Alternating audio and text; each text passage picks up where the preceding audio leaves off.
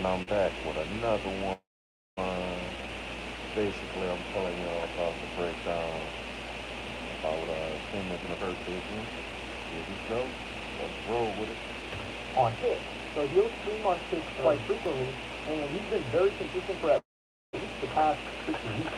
So you look at his VODs on Twitch, and this guy streams every day for hours a day, at least 1 to 2 hours. Actually he does 5 hour streams, 5 hours. Then this goes back 4+ weeks. And 4+ weeks is before the streaming university stuff got enough. Now you might say, well, he's streaming on Twitch, and I've looked through some of this guy's VODs. He's making some real content. Like he's doing studio sessions. He's also doing IRL, like desktop content. He's in Vegas, like meeting chicks on the street and interacting with different people as well. So there's a variety to this guy's content. And some people might say, well, he's on Twitch, passing that doesn't match with Twitch. Isn't that the case though? No. Because this was his reaction to when BBC was a little bit iffy about mentioning that he streamed on Twitch now. I remember this clip. Where? I stream on Twitch. Yes. I stream on Twitch. Yes. Right, everybody. I stream on Twitch. Yes. You stream on Twitch and sometimes Twitch. And what? Yeah. I mean, I don't know your relationship with. Oh, okay. Okay, cool. Well, I stream on all platforms. But you know, sometimes I took a slight little break off of Twitch, and I got on. I just wanted to grow other platforms. Right. What? The Green app. I wanted to grow it. I think the difference, bro. You feel like the clippers are going over the shit, so in order to get the clips, you gotta take them slow. You under mine, bro. You don't stream for clippers. You're right. They clip off. Exactly. I don't think that. You remember our core index that. Our core index that. So it's clear here that so from all shit. How can I, like, hey, look, this is Streamer University. I don't have any bias in any other platform. You can stream anywhere. And that lends itself to my theory with this guy. But you're probably not convinced yet. You're like, come on, dog, like, you're reaching. Like, yes, it's possible that this guy just pulled up and just decided to take his pulls up, even though he's a consistent streamer. So somebody's a consistent streamer, they're not just trying to do, like, he knows the game, at least to a degree, because this guy's not motivated. He's got 92 followers on Twitch, verified on Twitch. You're not going to get verified on Twitch if you don't got something going on. And also, when you look at his IG, he's got 60,000 followers on IG. He's got clips that have gone crazy. Like, he's got a clip that's got 24,000 likes on April 21st. And they're like, yo, bro's cat got him jumped. They might have typed that team. Well, it's my belief that they saw this, and they were like, hey, look, come to the tryouts, and we'll make sure that you get in, and, do something that's going to get some attention. And then you have this guy. So let's be pushing, right? There was a chick that was throwing it back in honor of this guy taking off his clothes. You actually have some equality. Oh my God! That's the girl that started twerking, right? It is. Okay, you got some people in here. All right, yep. You're right. All right, sit down. Hey, listen, I don't want to, listen, let me set it up for you. Okay? I'm telling you right now. You got to be correct. You think, sit down. Come on!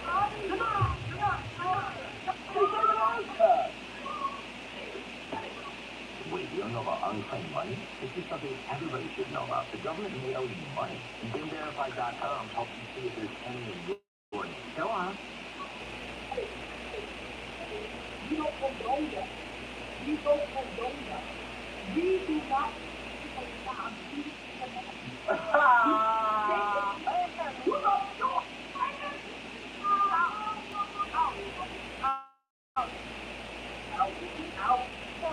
So you notice that this girl's streaming on TikTok. She's got people in there. Passionate is coming in on here. And then she just starts throwing it back. I mean, of course, you see the Red Bull in the background. That's a plus.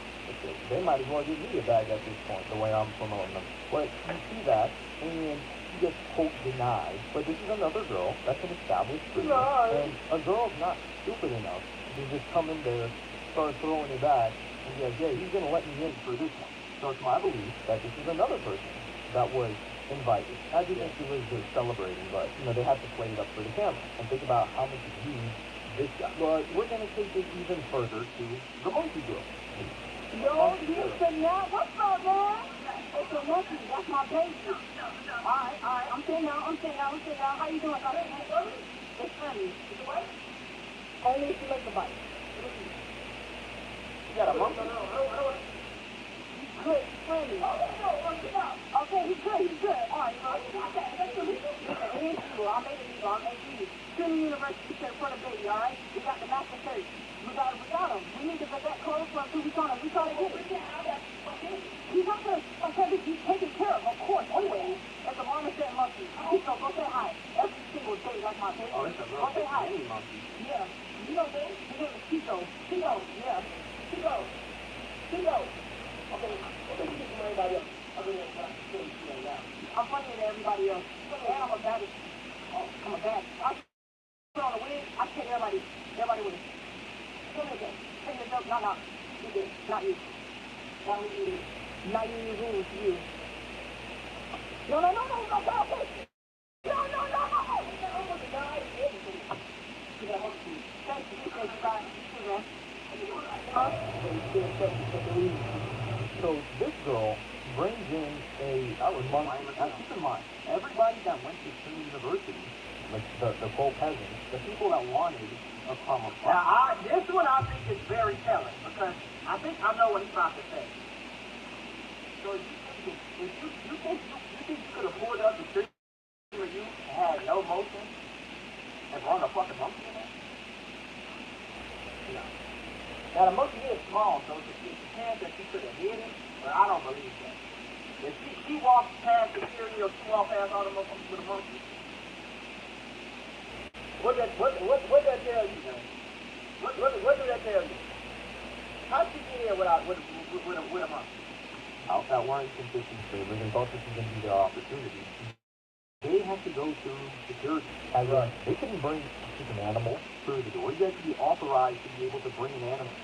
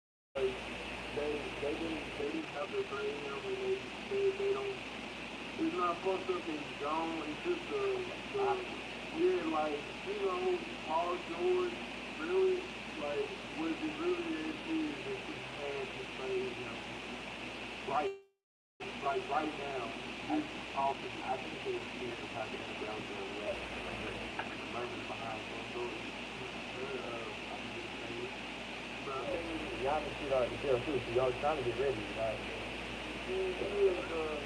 It's not even crazy to be even talking about shooting out look. The person who I was going to shoot was, if y'all put me on y'all chat, they can go. You gotta go.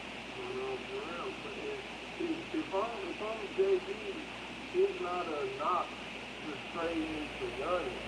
Like, nigga, there's Futures markets don't wait. Neither do I. That's why my orders are held server side. We are doing a tour of my $30 million car collection. There are only 10 of these in the world. This really is too safe. It's basically a spaceship of pure raw muscle. This car is literally the definition of me. I also want to thank today's sponsor, Incognito. Today we are doing a tour of my $30 million car collection at the Hamilton Pep. Let me know what you think about those. Hold brake, and then you hold this down. And we've already done the kill switch, so I have to replace this clutch, like, with the amount that we drive, like 9 times this year, I'm going to have to replace the clutch, but that's all right. So first you have the 5-point harness that you have to buckle up. That's going unusually fast. My wife knows all about that. We've already done the kill switch. There's actually a kill switch under the hood. That's on because that's the only way you can get into the vehicle. And then there's a kill switch right here that you have to flip. That turns on the electronics. So we've done that much. Then you have to fill the air compressor up for the racing transmission, and then it gets more of the electronics kind of up and running. Hold clutch, hold brake, and then you hold this down until it starts.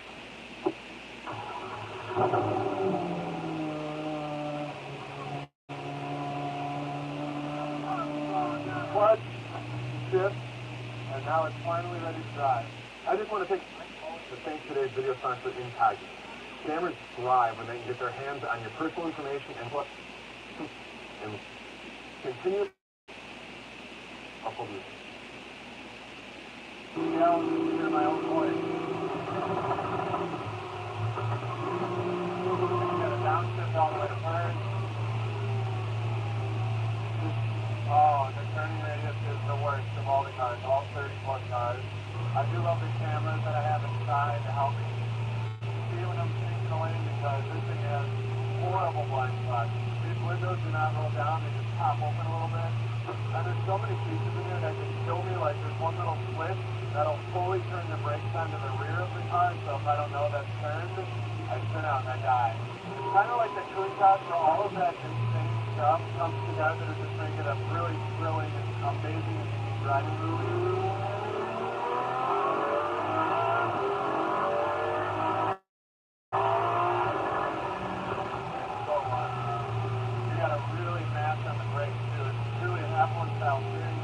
F1 style brakes, and it's going to be a great car that we are driving so amazingly on the road.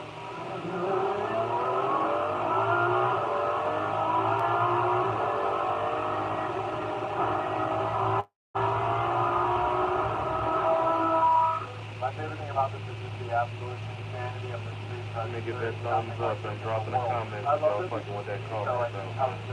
It's the most comfortable seat in the whole course.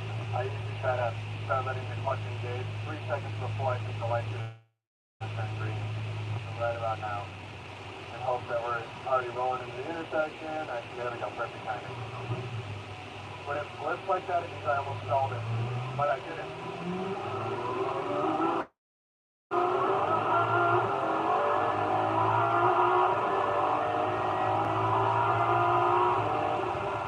On Keith Rinkwitz, Apollo IE comes in at number 2 of 32. This is the loudest car in my entire collection because they do the Gintani exhaust on it with a special tune. We're going to start it up in a second. Hopefully the geese all around here do okay with it. They probably won't. Now, I bought this one because I liked it a lot better than the SVJ. We even did a little nod. LOL, SVJ. Boom. That's a burn. The cool thing about these is that they're worth about as much as an SVJ was like a year ago. I think one of them just sold for $900,000 plus in a very similar color. So I paid in the low fives for this, and it is now worth 700 plus. Who knows? That's a W because usually I lose money on a lot of these cars. Wheels are faithful enough where I can keep them just like they are. I think actually a pretty nice job with these wheel center lock too, baby. Let's go. Before the Gintani, we actually had another exhaust installed on this, and then there was a guy right next to me that had the Gintani, and we had heard that start up, and in mine, and I'm like, I done messed up. So we immediately ended up ordering the Gintani and put that thing on there. And of course, it is the Roadster, which I love very much. Anytime that there's a Roadster variant, I'm pretty much going to buy it in lieu of the coupe. The cool thing about Lamborghini is right under the trunk, they list the color of it, which is blue Sedaris. Is that a highly desirable color? I don't know, but it looks really good to me. Lots of matte carbon and carbon on the inside. And I want to take you guys for a drive on this because unlike the Revolta that's very polished and quiet in the cabin, you hear everything, you feel every shift in this car, and it's just so worthy of taking on a roll. It at one point was my son Logan's favorite car in the whole collection. It still may be, just because it's so raw, loud, visceral, and connected to the driver. So we could go on a drive. Whoa. What's that? I just put the button out there, there's 24. Guys, what is this?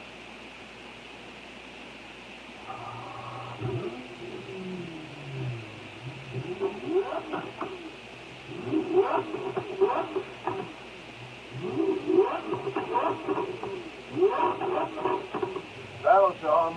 They all raised their heads collectively there and it started slightly. Loud. You hear everything. I pretty much just do sport mode and manual shift now. That's what really changed the experience. I bought my original Lamborghini, which was a base model, black with red wheels. That was the car that started all of the collecting. Really liked the way that people resonated with that car. I was always sharing it with the community. Then I bought a McLaren 720. Then I bought a 450 RS. That was the building blocks of the collection, the Lamborghini eventually.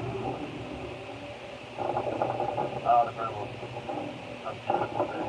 I legit get confused about blinkers on all these cars because every one of them is different. Some of them are just on the left side of the steering wheel, both sides, an actual shock. This is much.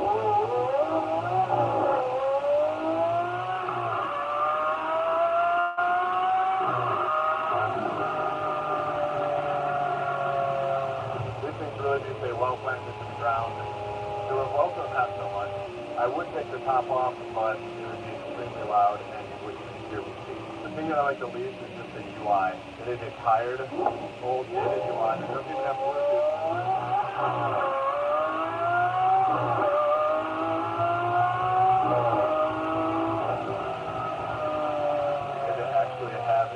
Device installed inside of it so that we can connect it to CarPlay and also connect it to Bluetooth, which is crazy. Cars 10 years older than this has Bluetooth, so Lamborghini folks are a little behind on that.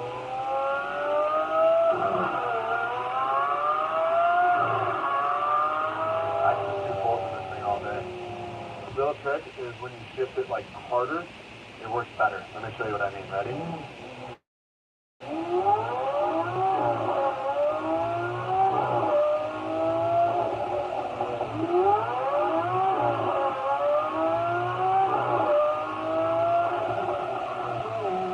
Not gonna lie, it's pretty fun just showing up to headquarters and just grabbing whatever car is in operation.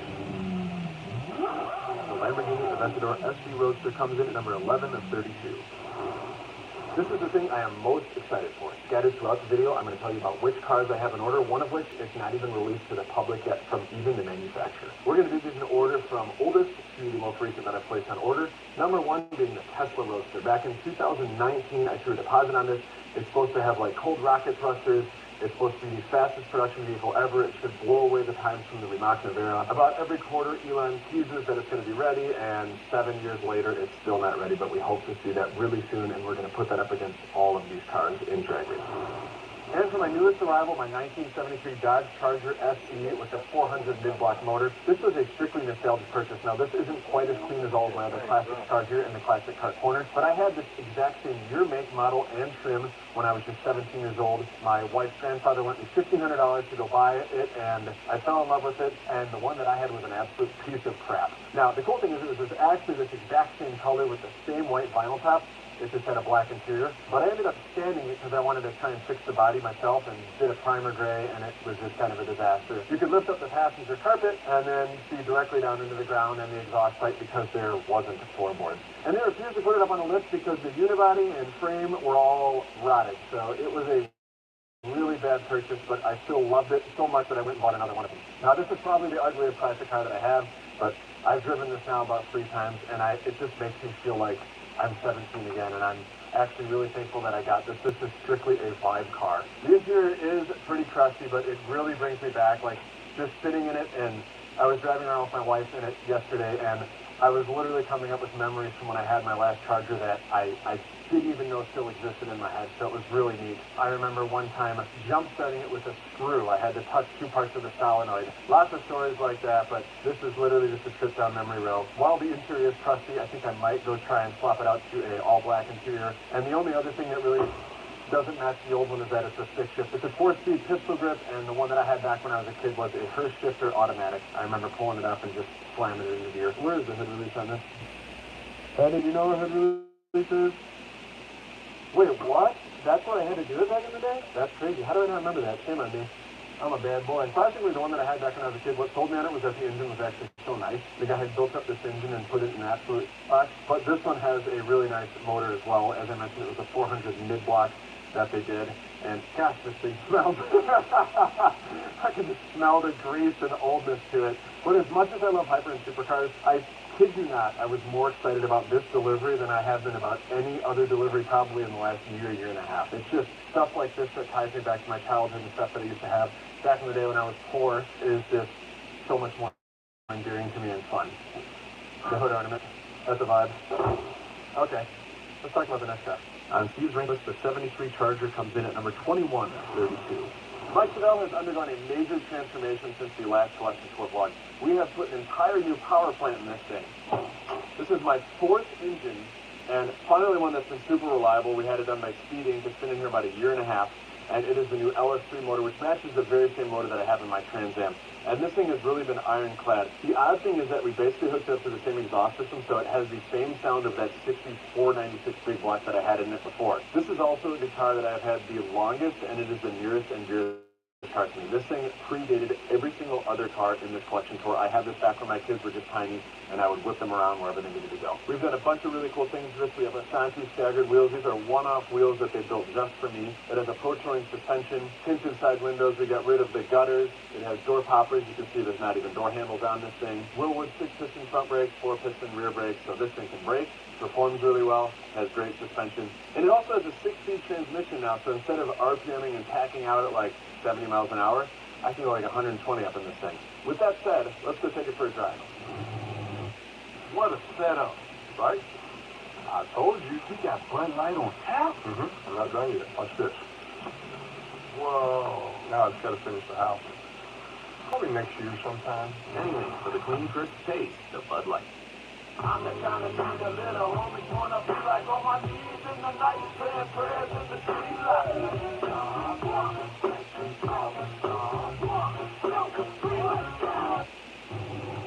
For whatever reason, this one definitely has the easiest clutch of the entire collection. So if I'm going to go train someone, which I think I've probably trained 25 people on stick shift at this point, including my kids, they do phenomenal, then I usually start them in this thing.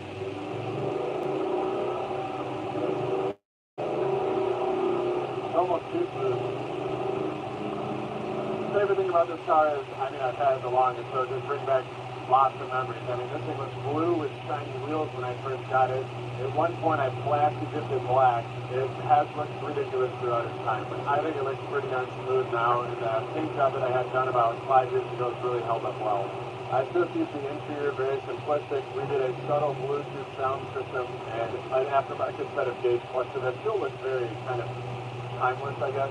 And we, of course, kept the full-on bench seat because that's like the throwback. You could fit 3 people wide up in this. I love keeping my interiors on some of these cars very original and feeling like they did when the cars first came out. And my least favorite thing is that even though this exhaust sounds great, it's not loud enough. So we have it going into the shop in about a week to get a louder exhaust system. Now that I have the Mustang, the Trans Am, and a few of the other exhausts done with some really loud, there's just nothing like hearing a bunch of classic cars riff by.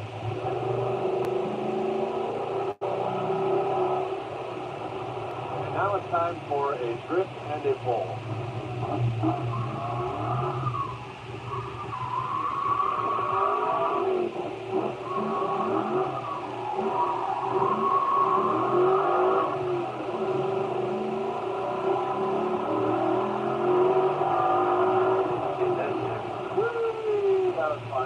The kids really like this one. There was a point when I almost sold it, and I'm glad that my kids were like, you can't sell this stuff.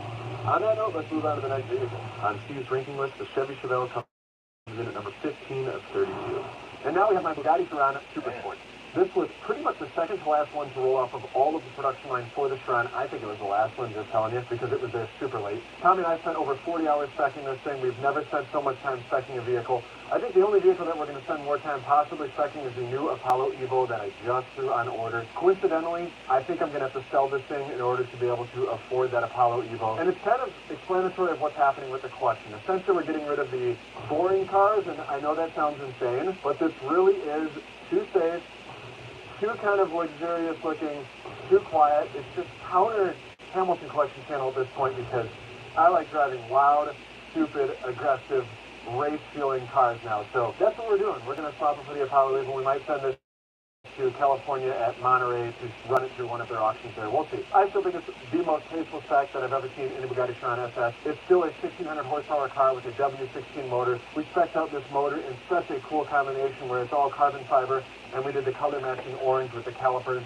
on the back of the engine, and then some subtle little streaks where we have the orange Bugatti logo, and then when you hard brake on this thing, the spoiler pops up and you can see the full orange underbody Super Sport spoiler. And this is actually Grigio Telesco paint, not a typical Bugatti color. It was a PCS from the Lamborghini Murcielago with lots of black carbon fiber. Favorite thing about this vehicle is purely just the braking. There's no car that even comes close to the braking power of this vehicle. It is insane. And my other favorite thing would probably be that it feels like the most safest, well-planted car when you're going above 200 miles an hour. If I'm going to go above 200 miles an hour, it is this car. Like, I don't even feel scared above that. And I've set my own personal record in this vehicle at 227 miles an hour at NASA. Speaking of NASA, this car might have been the biggest workhorse in terms of drag racing vlogs and other content that we've done. It is really a great car for speed tests, high speed. I think the Bugatti at one point or still maybe holds the top speed record at 300 plus miles an hour. A lot of people ask what the 16 means up front. It's simply that it has 16 cylinders. The Super Sport variant is a little bit longer than the other Chirons, and it has the holes in the fenders. I don't know if that's actually creating some air pathways for breathability or brake cooling. Usually it's one or the other, or it could just be aerodynamics. I actually don't know the answer to that one. And I'm going to take you guys for a drive, and we'll talk about some of the cool things on the interior and show you guys just how this thing performs.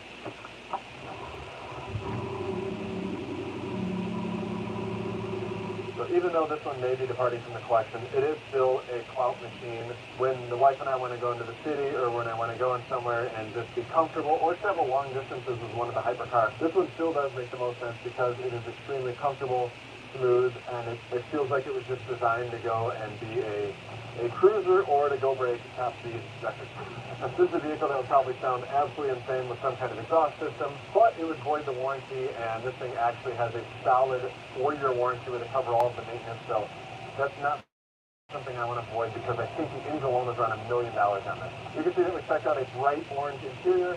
There are some elephant logos on the seat rest. A lot of people asked what that was, and Ettore Bugatti's brother actually ran a furniture company, and that was their logo. Bugatti keeps the interior really elegant, really sleek. There's not a lot of big like UI or touch screens. It's just 4 simple knobs that kind of control everything that you need, and a really small display panel off to the right that shows you your media, navigation, and stuff like that. But really subtle, really timeless, really easy, and I actually appreciate that. We did opt for all of the interior components to be matte black instead of the shiny polished aluminum that they do, and I think that was like a $60,000 upgrade, which is insane, but unfortunately I do think it's one thing that was just worth it.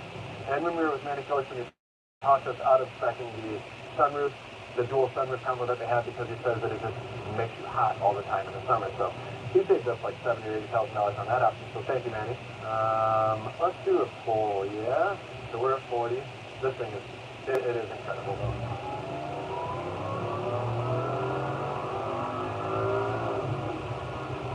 Over 100 miles an hour in 0 time. We did a braking test with the Koenigsegg versus, I think, our rental Nissan. What? What? We should have done a brake test with this thing against something. I don't think we ever did that. I feel like this would beat everything, despite being one of the heaviest, or the heaviest hypercar that we have. Old friend Dave Dar. We've got a Porsche now, let's go. My least favorite thing is actually the shift lag, and I've talked about that before, and it remains my least favorite thing. When you shift it and drive, and especially in reverse, and you hit the gas, it, for whatever reason, sometimes, or oftentimes, takes a solid second to shift it, so you're hitting it, and it's kind of like neutral, and then just jerks you into gear. That's something that is crazy to me, that they haven't kind of dialed that in, but it is what it is. Also, I hate that above 90 miles an hour, it rolls up the windows automatically, because I pretty much hit above 90 every single day of my life, and it's just obnoxious when you're doing a pull, and then the windows go off, and then you're immediately done with your pull, and you got to roll the windows right back down. Koenigsegg actually does that as well, but they have an option where you can turn that off. I haven't figured out how to shut that off in this car yet. This woman in Kansas City searched her name and found $6.1 million in unclaimed money. Like what? Wait, you don't know about unclaimed money? On Steve's ranking list, the Bugatti Chiron SS comes in at number 14 at 32. And back to vehicles I have on order. Up next is the Koenigsegg Gemera. I placed that deposit back in 2020, about 6 years ago. It looks like they've finally done some testing on that vehicle, so maybe we'll see it in the next 1 to 2 years. Our plan is to do kind of a reverse spec of the Yesco where we do it mostly in blue with some orange accents. I'm super pumped about this. It's funny because I ordered it back when my kids were young, and I was super excited to be able to take my sons and daughter in this vehicle because it fits all four of us. The crazy thing is they all might be in college before this thing comes out and out of the house, but I hope that I get it before then. Initially, it was supposed to come with a 3-cylinder motor, and now it is basically the same platform, I believe, that's in the Yesco, a V8 twin-turbo motor coupled with some hybrid drive systems. And allegedly, it's supposed to be the most powerful production car ever at nearly 2,300 horsepower. Insanity. The Yesco has been really solid after that first rocky month that we had with it, but if it's anything like the Yesco has been in the last 3 months, I'm super pumped for it. Up next is my 1965 Shelby Cobra replica by Backdraft. We have it here stationed in the Classics corner. I actually saw this at a car show back in Windermere a year ago, and I realized that I absolutely had to have it because I think it is the coolest spec one of these replicas that I've ever seen in my life. It's a very, very, very light gray. It might look white on camera. It has my favorite color, orange, pinstripe right down the middle. And this is what really sold me on it. The motor is a 7.3-liter Godzilla. They literally put these in the Ford F-250s, but they tuned it to be stupid fast inside this super lightweight 2,000 some odd pound Shelby Cobra replica. This thing is actually so fast that we pitted it up against the Lamborghini Revuelto in the streets of Mexico, and it smoked it off the line. This is one of the few cars like the Trans Am that every time I'm in it, I just have to go and beast it and do burnouts and drift it. I just can't help myself. You can see it has a really clean, nice interior, which leads me into my points of a couple of my least favorite things. We're going to do two on this one. First, it is that if I ever flip this or get in an accident, I am totally dead. This is my full protection outside of the 5-point harness, but you pretty much are dead in this thing if you get in an accident. Second is that it came with a little Bluetooth speaker as the sound system, which is insane. So we immediately removed that. We had my awesome homie Greg over at Epic Garage install this basically color match 2-speaker system up here and up there, and the Bluetooth system that actually sounds really phenomenal. So I'm glad that we made that tweak. And if anybody at Backdraft is listening, you guys should hit up Epic Garage to get something like this put in your cars in the future. My favorite thing about it is that it is really exhilarating and incredibly fun to drive. Top 3 of all driving experiences in the collection. It is loud, raw, and I really love driving this thing around. It was certainly the best driving excitement per dollar spent of the entire collection at right about $150,000. Let's move on to the next car. The Backdraft Cobra replica comes at number 5 of 32. We are back at La Casa Hamilton to go over the daily drivers of the Hamilton family. Of course, I have my Cybertruck, the absolute best daily driver I think that money can buy right now. It is extremely fast, agile. The drive-by-wire makes the steering so stinking quick. I can literally do that to that, and it goes full left to full right. And a lot of that's because of the rear wheel steer. That's a tough word to say. The interior design is really simplistic. There is no internal combustion motor, so you have a ton of space along the floor and the rear passenger. The tech on a Tesla is literally like an iPhone. They are way ahead of everyone else light years. And on autopilot, they are literally light and light and light years ahead of everyone else because it functions so superbly from getting from point A to point B. And even 2 years ago, I couldn't have said that as well, but there's some updates that these guys rolled out, especially with Mad Max mode cutting it up, where this thing is just absolutely phenomenal. My favorite thing about it is that it's so powerful and easy to steer. I can just veg out and just take it really easy and just do minimum motion minimizing. And then my least favorite thing about it is just that it is less flexy, I guess, than the Urus that I used to have, than the G-Wagon that I used to have. But you know what? That's okay because it's such a great driving vehicle. And then, of course, my wife opted for electric vehicle number 2. It's actually crazy that I'm showing you guys 3 electric vehicles. We'll show you the last one in a sec. But we have the Lucid Gravity. We were looking to step it up from the Tesla. Essentially, how do you take a Tesla, fit 7 people comfortably, and then make the interior a little bit more luxurious? And I think that the Lucid Gravity was the answer to that. There was actually a drag race that they did, and they pitted this against all of these similar-sized electrical vehicles. And this thing beat everything in the quarter mile, so that was a huge W. It has massaging seats, cooled seats. These are things you cannot find on a Tesla. And it is truly just comfortable and more luxurious, and it just feels like the trim of the interior is better than a Tesla. Now, I still prefer my Cybertruck, but as long as Caroline is happy with the Lucid, then that is good. My least favorite thing is probably it's been a little bit buggy, but they keep rolling out updates as they go that make this thing better and better. Keep in mind, this Gravity is not even a year old. Like, they haven't even had these out long at all. My favorite thing about it is just the comfort. It's literally getting my butt massaged while I am driving this thing and having my back cooled, and just the amenities that I'm not used to from an electric vehicle. And then finally, the Tesla Model 3 that we bought for my son Logan.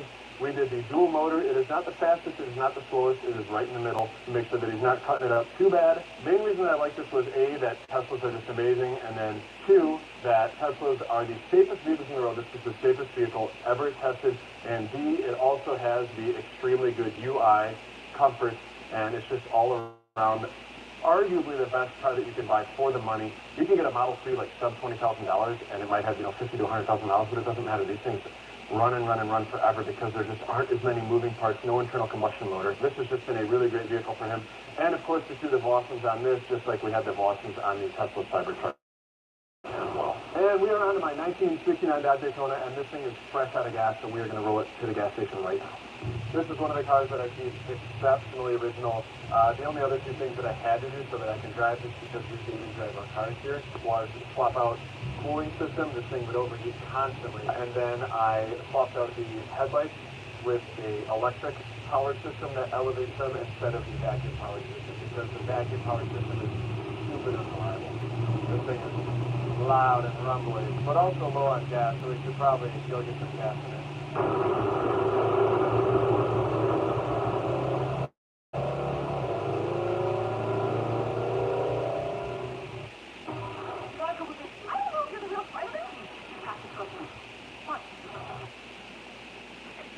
Super unique car. They only built 500 of these. They actually had to build a minimum of 500 cars to be able to race these things in NASCAR. Back in the day, if you wanted to race a car in NASCAR, they had to make a production version available to the general public. So that's exactly what this is. It's basically a Dodge Charger with a fitted nose, aero piece, and the rear huge wing. This actually gets more looks than any other car that I have. Even when I'm rolling this in the Bugatti on the road, people tend to gravitate towards this. And this thing is very original, numbers matching. It is a non-Hemi, unlike the Superbird. We did add the details on it because this is a 1969 car. Why not add it onto there? And we wanted to do a throwback to the 70 Petty version that was the same color, basically. And then, of course, the nod to my kids' favorite movie back in the day when they were little, the license plate, Dinoco, because this does look like the King. There's no denying it. So we wanted to do that. My favorite thing is just that it is the craziest looking classic car that I have. My least favorite is no matter how many times we tweak the carburetor or the motor, and we did have the internal rebuilt, it seems to always have this misfire thing when it's a little bit warm. So that's kind of been irking me. We just can't seem to get that right. We're going to fix it eventually, but that's probably my biggest pet peeve, because I want to go accelerate this thing hard on the road, and when it misfires occasionally, it's just not ideal. The Dodge Daytona comes in at number 9 of 32. Now back to cars on order, and most of the rest of these are going to be just within the last 2 years. Next up, in the third longest car that I had on order is the McLaren W1. We placed that order back in 2024. I expect that in the next 3 quarters, maybe Q1 of 2027. Tommy and I landed on a stealth black carbon, which is essentially like a normal carbon fiber, but they actually paint it super dark black. And then we did the Tiffany blue interior to really pop it off. We have some unique little touches like the placard behind these seats. That is just so important to me. That's just a slogan we have here. And we did some really neat MSO options like the 24 karat gold pointed exhaust area that is essentially a heat shield. There's no better heat shield than gold, allegedly. And we do have a one-of-one interior that only I and Todd Rosenthal of Naples Motorsports have. In all seriousness, McLaren has become one of my favorite partners. They have taken good care of me on this, and a car that I'm going to have that is the most recent one on order we'll tell you about in just a little bit. The homies over at McLaren are really cool people. Every experience that we've had with them has been great, so I am a full-blown McLaren enthusiast, and the cars kind of sell themselves. And Tommy and I were so graciously invited to the event where they unveiled the W1. We had a bunch of fun. It was really cool just kind of being fully immersed in McLaren everything. So thanks, folks at McLaren.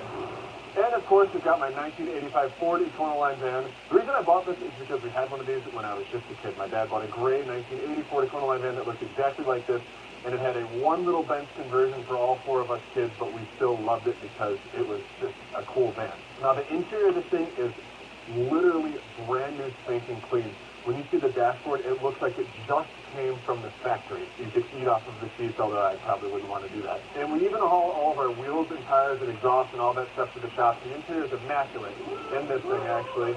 Not really much to see in there. My favorite thing about this van is that despite it only has like 150 horsepower, it's actually really, really fast. I'm shocked at how much power this thing has. My least favorite thing is that it has 0 options, like no AC, the seats don't even adjust, the steering wheel doesn't adjust, nothing adjusts in this, it has nothing, no amenities.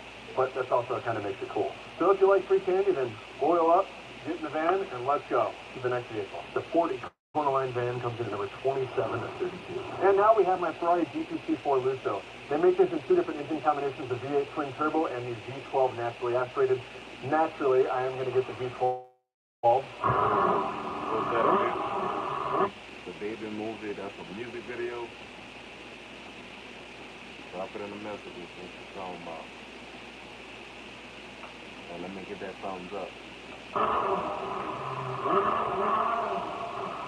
Cool thing about the V12 is that it comes with the all-wheel drive setup. The V8 does not. We have a winter machine that we did use in the winter. The winter tires are literally right over there. We just pulled them off because it's getting a little bit warmer over here. This may look like a wagon. It is not. It is a shooting brake. Surprisingly, this is a dark gray car from the factory, but we ended up wrapping it with flexi shield because we use flexi shield on pretty much everything. You can see there's a beautiful dark red, not like my Senna that's a little more bold red, but a nice darker red to give it a little bit better contrast, of course, with the Boston wheels. Now, I bought this because it fits 4 people comfortably. That's probably my favorite thing about it is that you can actually fit 4 full-grown adults in this pretty nice because they notch out like the knee area in the seat. And more specifically, we bought this as a crew car for them to haul stuff and haul people and run tasks. So I gave them a nice license plate that is fitting for my entire crew and me. And we have the roof rack for added storage. This is actually where I punish people and put all the bad boys. Tommy and Henry have spent a lot of time in there. My wife, right now, this little bad boy is spending some time in there. You're a bad boy. It is functional. We use it all the time. My favorite thing about it is that it's a super comfy and that it fits 4 people. It's literally a supercar that fits 4 people, which there's not many of that. Least favorite thing about it would be the stupid Bluetooth system. It's actually so freaking impossible to set up a new phone with this car. I can never figure it out every time I get a new phone. Next car. On Steve's ranking list, the GTC4 Lusso comes in at number 24 of 32. Also, we've got a lot of amazing merch for you guys. Click on the link in the YouTube description and you will find some of our 19 Porsche GT3 RS. This is the second one of these that I had. The first one was the lizard green. I loved it so much that I sold it because it had 15,000 miles on it, and it was probably due for catastrophe from all the hard driving that we did on it. This is a Miami blue, which is a super rare color with the Y-Stock package. That's the carbon fiber hood. It removes some other things for weight savings. It adds, I don't know, $30,000, $40,000 to the price. I could sell this thing now and make lots of money on it. These things hold their value. All of the 3RSs, when they go all the way back to 07 or something, when they first started making them, Porsche builds the highest quality car that just does not break down no matter how hard you drive them. I probably could have kept my lizard green one and it'd still be doing fine. Of course, we did the Dundon crack pipe exhaust that we had on the lizard green one because it is so stinking loud. We did a color matching plaid blue interior on this. Did not do the rear seats like we did on the Pink 992. And fun fact, talking about weight savings, is they made the badge a sticker instead of whatever the 3-ounce badge that it would have been, just to save that every little bit of weight. Speaking of weight savings, the door handles are actually tabs, just little straps. But we removed all the interior of the door components so that it would be even lighter. Just kidding. This was a notorious friend of mine that we actually have a list for of all the things that he's broken, but I love him a whole bunch. One of his family members broke the door and we had to have it fixed. So it's all fixed now. Just needs to be PPF from the fine folks over at Flexi Shield because they build the best PPF around. And then the door panel and the mirror needs to be put back on. And Brian over at Tough Guard here in Illinois does all of our PPF installation. He does a great job. It's hard to find a good PPF guy, honest to God. The 9912 and the 992 right here are both very similar vehicles, like 90% the same in terms of driving, but the body is significantly different on the 992. I'm just curious, for 275, 250, or for like 350, 400, which one of the two would you pick? Leave a comment and let us know. The 991.2 3RS comes in at number 17 of 32. Next on the list of cars in order is the TWR Supercat. This is a vehicle that I saw some footage from it riding at Goodwood, just tuning around, shooting flames. It is a Jaguar XJS, which is the cheapest V12 that money can buy, and they fully mod this thing.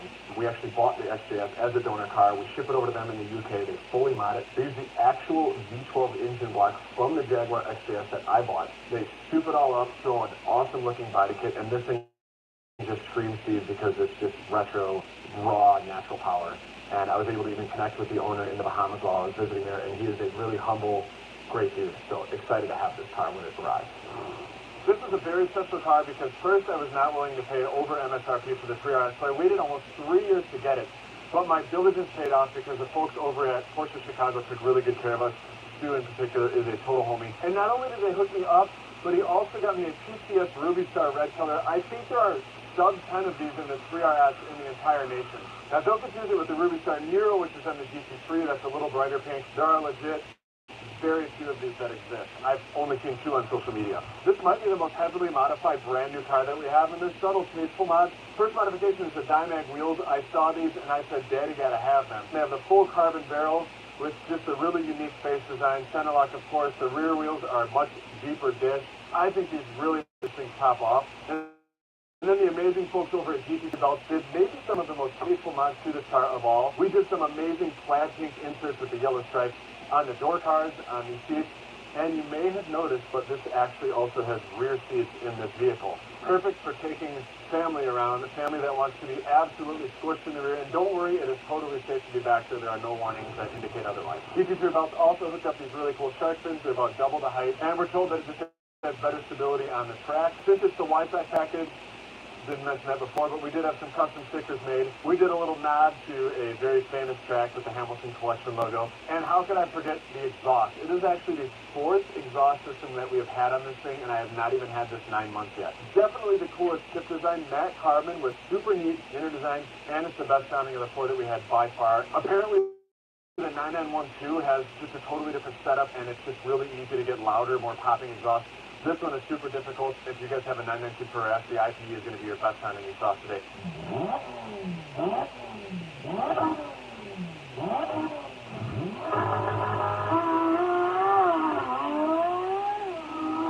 With our cutting-edge chart trading feature and 300 plus indicators, you can now trade directly off the chart anytime, anywhere, delivering seamless trading across all platforms. The Iron...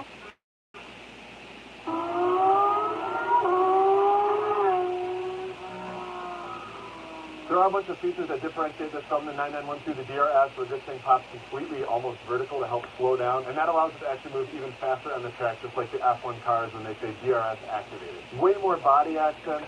Like, when you put these things together, candidly, they drive very similar, like 90% the same, but the look is where they really, really differ. There's just a lot of additional, like, aero pieces on the hood, on the fender, on the rear quarter. And I remember seeing this when they first launched it, just was shocked at how different they made this look. Because usually they're just very subtle iterations from one to the next. So congrats to Porsche on that. We just realized it has this for the first time. We're still trying to figure out how to get that open, but what do you think that is? Favorite thing about the GT3 S is going to be the ironclad reliability that Porsche does with all of their vehicles. Props to them for that.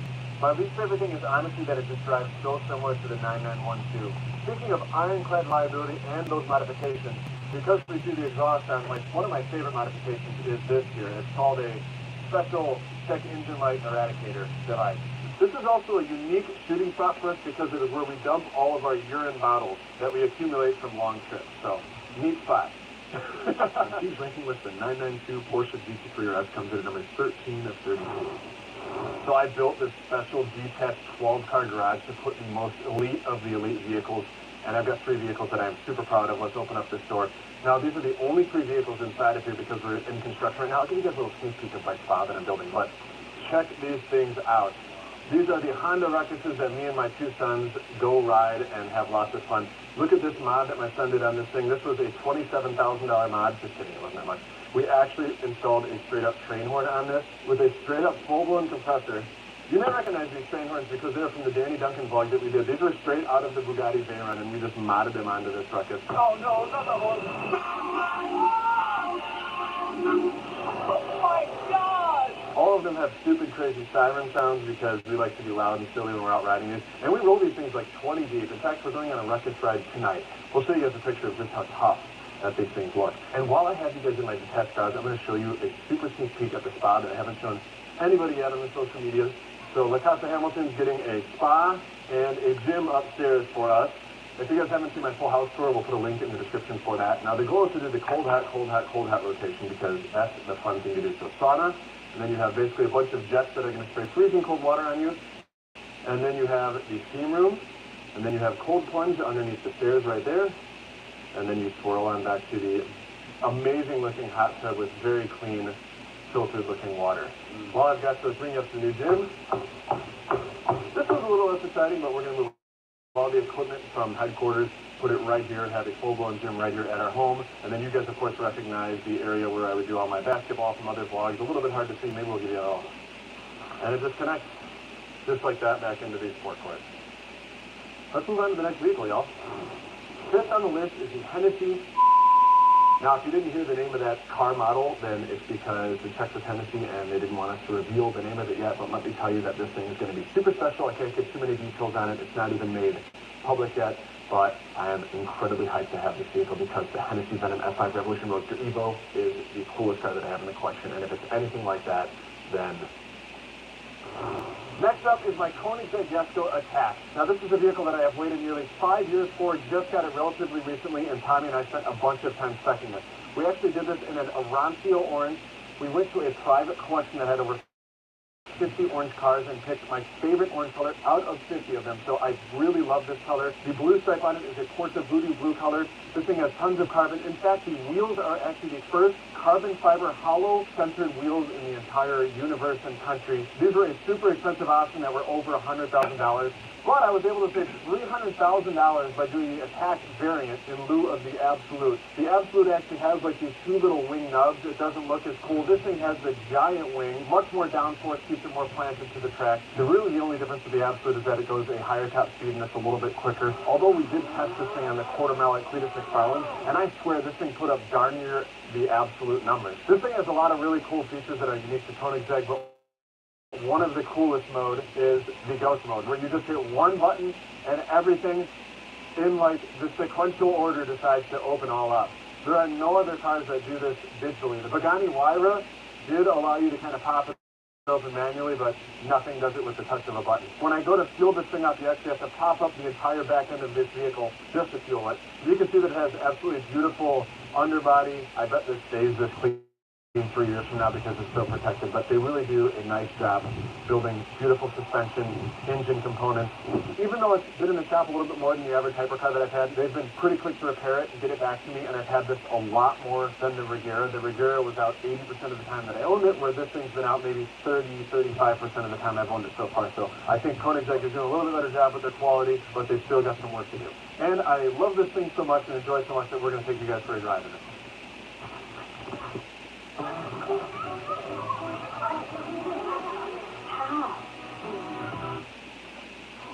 The back's like wrecking. This thing is actually a log machine. We had the Hennessy, the McLaren Senna, and the Koenigsegg Jesko out in downtown Naperville yesterday, and nobody goes by the other two, and this thing just had a crowd around it the whole night. This was a very unique driving experience. The suspension is kind of like no other vehicle. It's very go-karty, and I mean that actually in a really good way. So that's funny how you feel the bumps, yet it's still smooth. How many miles it's got it? 1,511 miles. I mean, not bad for just getting this 5 months ago.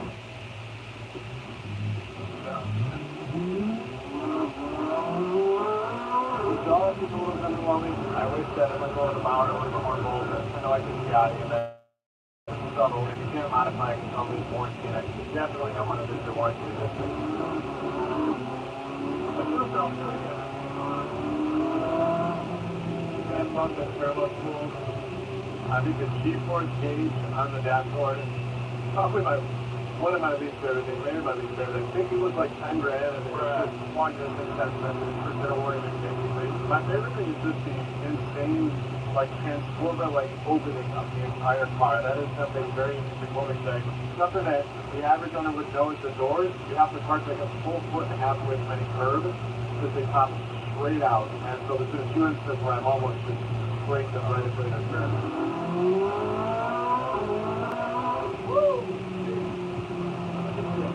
Actually hold or held the world record for 0 to 50 at 0, so they definitely get acceleration braking on it. The Koenigsegg Jesko comes in at number 6 of 32. Up next is my KTM Crossbow. This is a relatively new addition to the collection. We bought it from a dealer in Las Vegas, and let me tell you what, this thing has been extremely fun to drive. It is a full carbon chassis, unlike any other vehicle in the collection, in that it's basically a spaceship that opens up like that. Extremely difficult to get into, let me tell you that. Right now it is in repair, even though it has a motor from an RS3 Audi, which is pretty ironclad. We're having some issues, we think, with the ECU overheating. It broke down in the middle of a highway with one of our friends behind the wheel. He was going 70 miles an hour and decided to just slowly break it down right into the middle of the highway with my kid as his passenger. That's another story. So this was actually the very first KTM Crossbow to make it into the US of A. So I don't know if it's chassis number one, but the first one to make it in here. It has 21,000 kilometers on it. It has been driven very, very heavily on the track. It actually has upgraded turbos. It has a tune on it, high downforce kit. This thing is a beast, and it's faster than the average KTM Crossbow out there on the street. And let's talk about the interior and essentially the carbon monocoque. The reason why it's designed like this with the spaceship-style opening. It actually acts as a full roll cage where there's no doors or seams that break up kind of the structural rigidity. Just look at the back end of this thing. Look at all of the carbon, all of the curvatures. It's insane. And when you're driving this thing, it just rolls flames out of the back. And this yellow, you might notice that it's a bright yellow paint. It is a Lamborghini yellow. I don't remember what the color is, but just trust me when I say that it's a Lamborghini color. We should take this thing for a drive. And let me tell you just how terrifyingly difficult it is to get in here. Where's the top? Oh boy. There we go. Boom, trying to avoid the seat. Oh yeah. It's so good. That was not done gracefully, but I just did have leg day, so bear. Give me some credit there. Pop that back on. One of 3 vehicles I have that have the 5-point harness seatbelt. The 5-point is just for track usage, but we're driving these 98% of the time on the street. And with one little touch of the latch, spaceship mode closes. Ah, shit!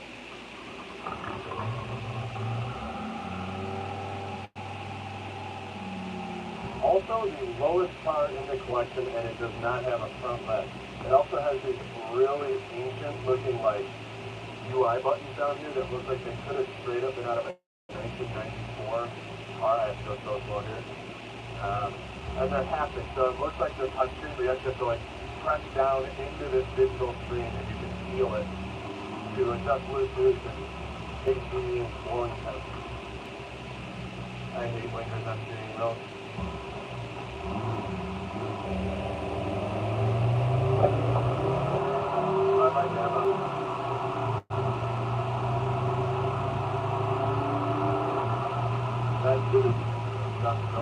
Most of y'all probably know, but I am a certified pilot, and this thing feels just like you are actually in a plane with the yoke trying to land it. Like the way that it handles, feels, the way you're positioned in the cockpit. I feel like I'm landing or just landing a plane on a runway every time I drive this. There's nothing else that feels like that. Grips the road amazingly.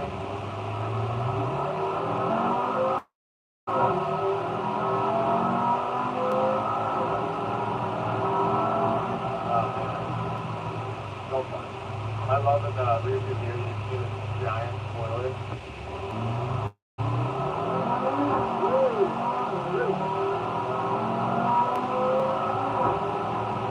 I can feel the vibration through the amount of talk. I love how they have like full-blown cameras, just like the Apollo. You have a digital rear view mirror, you have a digital side view along with your actual real side view mirror. Very simplistic interior too. I mentioned like the haptic 90s digital buttons, like it's that. It's this panel here, and there's just nothing else. Matte carbon monocopy. I don't drive this thing enough. I really should drive it more. The KTM Crossbow comes in at number 12 of 32. While our nation's best are giving their blood, sweat, and tears on the pitch, we'll be sweating right along with them. Michelob Ultra, superior is through heat.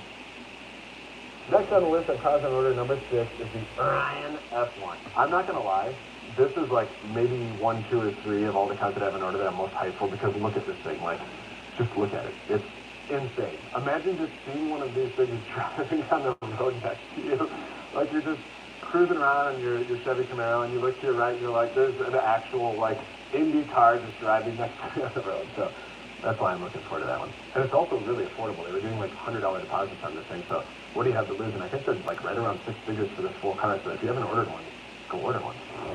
Up next is the newest addition to the collection. This is my 1969 Ford Mustang Mach 1. I've wanted these for a little while, so I just decided to finally pull the trigger on Bring a Trailer. Initial drives in it have been a little bit slow and a little bit quiet, so first thing we're going to need to do is make it much louder. Currently working on custom exhaust system because even if it's relatively slow, having a loud exhaust is just lots of fun. What can I say? Surprisingly, it built, I think, like 70,000 of the Mach 1, so these aren't really too particularly rare, but in this condition, I would say pretty hard to find something like this. And the Mach 1 was essentially just a body kit with a slight performance upgrade, but the way that the 69 looks, I think, was just kind of peak Mustang in all the years that they built this from 64 and a half through basically now. It has the shaker hood that is truly real and functional attached to the engine. I don't think it's an original motor, and I think I was able to get a slight discount because of that, but it is a 351 Windsor.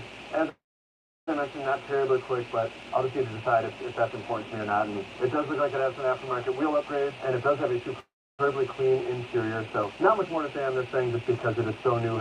Haven't had the chance to fully experience it, so we'll move on to the next one. 69 Ford Mustang Mach 1 comes in number 18 of 32. Up next, we're doing a Halloween combo. We have the McLaren 765 LT. This car has been in the collection for almost 5 years now. It was the very first car that I spec'd out completely on my own with Tommy, of course. We did the color contrasting orange interior, and actually this is one of the cars that taught me that having a similar car right next to you is the best tool when you're going to spec a car. We went and looked at my 720 in the garage. We were able to just tell every little nook and cranny and know exactly kind of what color and how we wanted it. We did this in the Papaya Spark. It's essentially the McLaren orange with a very deep pearl metallic coat. It looks so cool, one of the coolest looking oranges I've ever seen outside of my Koenigsegg S-Scale.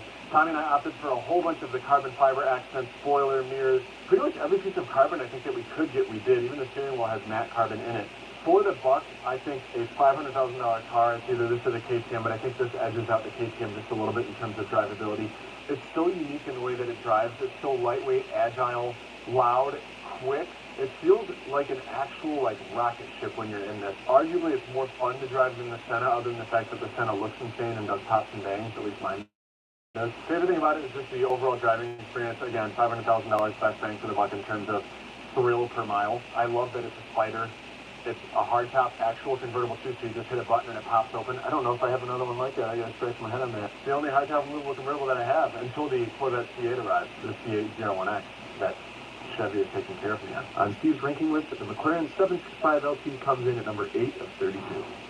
Next up is my Rimac Nevera. Now, the thing that I love best about this is that it holds 28 world records for speed. This thing is really quick. It is the quickest car in the world. In fact, it pretty much beats every single thing that we ever race it against. It's loud! Oh my God! Oh my God!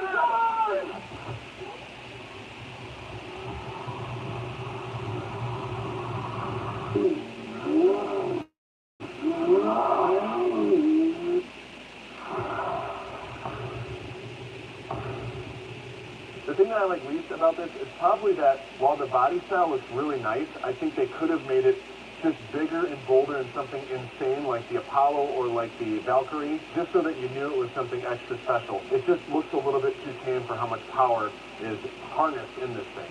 They did build a Nevera R, which looks a little bit crazier than this thing, but it was not available at the time when I got this. It's also a little bit faster, too. Also, on a little side note, it's highly recommended that you hire a trained mechanic to swap out your wheels and tires on this because unlike most other hypercars, it has a unique little pin that goes into the center lock, and if you forget to install those, it's going to cost you $188,000 in wheel hub and brake caliper damage, much like it did for us. And we do have a unique relationship with Mate Rimac, who, in technically it's Rimac, who actually built this company from the ground up with a bunch of amazing people that he has hired along the way, and he signed a little special signature right on the dashboard because he did the inaugural part in this car, so I was a little disappointed that I didn't get to do the first part in it, but it's from Mate Rimac, so it's all good. Now we put this in race mode, which jacks this wing way up, and when you put it in drift mode, the wing actually moves even more like this. A lot of these hypercars have unique wings that just move substantially when you brake, and I think that's a super cool feature in a lot of these, like the Bugatti, like the Koenigsegg S-Scale. And of those 28 world records, the most insane one is the 171 miles in reverse done by Goran, who is employed by Rimac, and he is one of the most talented drivers that I've ever seen in my life. Now, this is one that I got to fly all the way up to Croatia and second. I'm not allowed back in Croatia. We won't talk about that. And we didn't know at the time that this looks a lot like Schmeed's Zenvo, but I still think it turned out really well. And I think me and Schmeed just both have really good taste in cars. What do you guys think? Comment below. Because it's an electric car, much like a Tesla, I think they've done a great job with the UI. It has CarPlay. It has a decent sound system. It is a little bit cramped in here, which is actually a little bit of a shock. Probably the most cramped hypercar that I have. This seat feels warm right now. Do I got the heated seat on? I do. That feels good. Of course, it has a passenger display right there so that the passengers can see just how fast I'm going. And maybe one of the most unique and cool features about this is drift mode, where you throw it in drift mode and it just sends 100% of all of the power, 100% of the power to the rear wheels, and you can drift this thing. Even a child can drift this thing. It's so easy. Just be ready to pay a whole bunch of money for new tires because it'll wear through them quickly. Didn't I also strip something with the tires, Tommy? Oh yeah, because we had to swap out the tires for a vlog the next I was drifting, I burned out the tires, we had to swap them, and that's when the hubs all went to crap and cost me $188,000.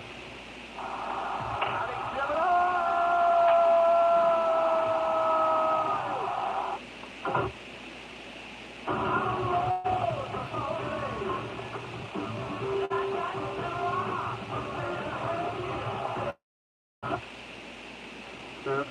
Kids, don't do drugs. Steve's ranking list, the Rimac Nevera comes in at number 22 of 32. Seventh on the list of cars on order is the Lamborghini Revuelto SC. Now, a little bird says that Lamborghini is actually going to discontinue the Revuelto model. It's only going to be the base and the SC. I think I heard that they can't figure out how to make this thing a roadster. It sounds like usually they just create the coupes and they hope that they're able to make a roadster later on. On this one, they tried everything that they could. Again, this is what we think. And they tried everything they could. They could not figure out how to make a roadster, so it's going to be the base, the SC, and then they're going to be done with it and move on to the next model, which is crazy because they made the Aventador for like 12 years. I haven't seen any photos of this yet. I just gave them money because, of course, this is going to be a rare, super collectible, and awesome car. The SU that I have of the Aventador is absolutely blown up in value. It's still fun to drive. We are hyped for this car, but we don't know what it looks like yet, so can't get too hyped. Now, this is a unique car for the collection. This is actually my Acura NSX NA1. We decided to do a Science of Speed twin turbo kit on it, so it's got right around 700 horsepower, and we did some awesome rotiform wheels. We had to swap out the wheels because A, I own Fitment Industries. If you guys want some amazing wheels and tires at the best possible deal, go to fitment.com, and B, because they're just much wider. They wouldn't have fit the factory vehicle. This thing was really dopey when we had these wheels on without the wide body. Speaking of which, we did a Liberty Walk wide body kit on it. We also did it in Ruby Star Red to match my GT3 RS 992. I think that this thing actually turned out really, really nice. I'd love to know what you guys think. Drop a little comment in there. Let us know how you think this build turned out. My least favorite thing about this is probably the ride is just abysmal once you do air ride on a car. It's kind of sacrificing looks for ride quality. My most favorite thing about it is that it just looks. So the interior is actually completely immaculate on this thing. And we also did a little shifter knob to match the Ruby Star Red, of course. Sadly, this thing will be departing the collection now because I just don't drive it. And that's what we do with cars when I don't drive them. We sell them and we bring in cooler, newer, better cars. A special shout out to Nick Kingsley for doing an amazing job on this wide body. He's based right out of Scottsdale, Arizona, so if you guys look him up on the socials, Nick Kingsley, I'm sure he can do something like this just for you guys. On Steve's ranking list, the Acura NSX wide body comes in at 29 out of 32.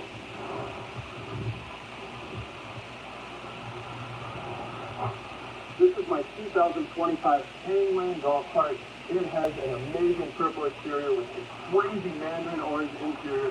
We practiced from the factory, got it just a little bit ago. When it comes to quality, the Chainring is basically on the absolute bottom of the list. So when it comes to clout, this thing is an 11 out of 10. So when we got it delivered, one of my favorite parts was that this thing flew off. This thing was also missing. And then the poor guy unloading it didn't realize that the brakes were also broken, nor did I. So when he was pulling it off of the trailer, it was kind of a disaster, and he almost crashed into the pillar in the front of my house. The Bluetooth speaker was horrendous. It sounded just trash, like an old 1930s phonograph. So we ended up installing our very own Bluetooth speaker in back. Bluetooth speaker, where you at? Oh, it's on. Check out that Bluetooth speaker back there. So you can pretty much hear every single bump on the road. But this thing does have air conditioning, which is pretty cool. You just put that fantastic, and makes it cold and refreshing. Yep, and steering wheel comes pretty sleepy. And it is pretty quick. It goes a little bit over 30 miles an hour, which is an absolute pleasure. So again, this is just kind of a novelty item, but it is a surprise enjoy the Hamilton Collection in Florida. And we're going to take you guys to the future lot of the Hamilton, Florida Future House, and our permanent future house. It is. This is where we're going to build the home, the pool. We'll have a big shot going to the lake. And we're going to show you guys that. We'll show you guys the build. We will be sure to show you guys the future build progress of Hamilton, Florida residential. And with that note, let's move on to the next video. Oh, that's always so interesting. The Chainring Range Rover golf cart comes in number 31 of 32. Here we are in sunny Florida with my Mercedes Sprinter. And the official Hamilton collection. People always think I've got all my friends and it's a commercial at a 15 minutes. It stores 15 people and onto the next. And what the collection without a little bit of water sports, I'm going to show you guys what I've got. I've got two of my Sea-Doos, GTXs, one or the other one. Right now, and then of course I have my belt, weight flow, so we can take people out. One Raptor big motor, other thing holds 90 gallons of gas, and we literally go through it in about 4 hours. So miles per gallon. But it's kind of fun. And finally, living in Florida, and my Tesla Model X, we bought this thing back in 2021, brand new. It was going to become my son Dad's car when we ship it back up to Illinois. This thing is really quick, of course, about the fastest version at the time, which was the dual motor. It took us 0 to 60 sub 3 seconds. Back to Illinois, to the other fast one type. The Tesla Model X comes in at number 20 of this year. Number 8 on the list, and I'm just going to tell you right now, this is the one that I'm actually most hyped to receive, and that is the Apollo Evo. When Tommy and I went to the factory in April, we saw this thing in person, and there is nothing like this vehicle that we have ever seen in our lives. You have to see this thing to believe it. So once we get this thing later this year, you guys should come to whatever car show that we do to unveil it, because it's just going to take your breath away. I promise you on that. We're still figuring out the spec, but we think we're going to do some kind of purple carbon that fades into like a really glowing blue. Maybe we'll do some other glowing accents on it. Essentially the Apollo Galaxy Dragon. It's going to have a very similar engine to the Apollo IE, essentially the Ferrari Enzo-based V12 with some different bolt-on components. And I'm really excited about the Evo because they solved a lot of the funky things about the IE, but it's still the craziest looking car ever, so it still just looks magical, and we're still hyped to have it. This is my Koenigsegg Regera, and it is sitting here at Ferrari/Koenigsegg Lake Forest because they are waiting on a part for it to come in. It has been in the shop for about 2 months and spent about 95% of its life in the shop. So this is a car that I am actually trying to unload. By the time you watch this vlog, it actually may be gone. Regardless, this car does look really freaking amazing. We wrapped it in the Tiffany blue color. It has the carbon fiber wheels. They only built 80 of these in the entire world. I would estimate that approximately 40 of them are probably bricked right now as we speak. It has the most unique transmission that I've ever seen. It's basically a single gear that when you accelerate, you never actually hear it shift. It just kind of keeps randomly building up RPM, and it's kind of a neat actual concept. My favorite feature about this car is the ghost mode where it opens everything all up. The power windows thing. And then the doors come up last. Boom. All of that works. That's good. For a brief period, this was my favorite car. It is an extremely fun car to drive for the little bit of time that I was able to drive it during ownership. And it is extremely comfortable, luxurious, and clean. You can see the cleanliness of the engine bay area. You can see the suspension components.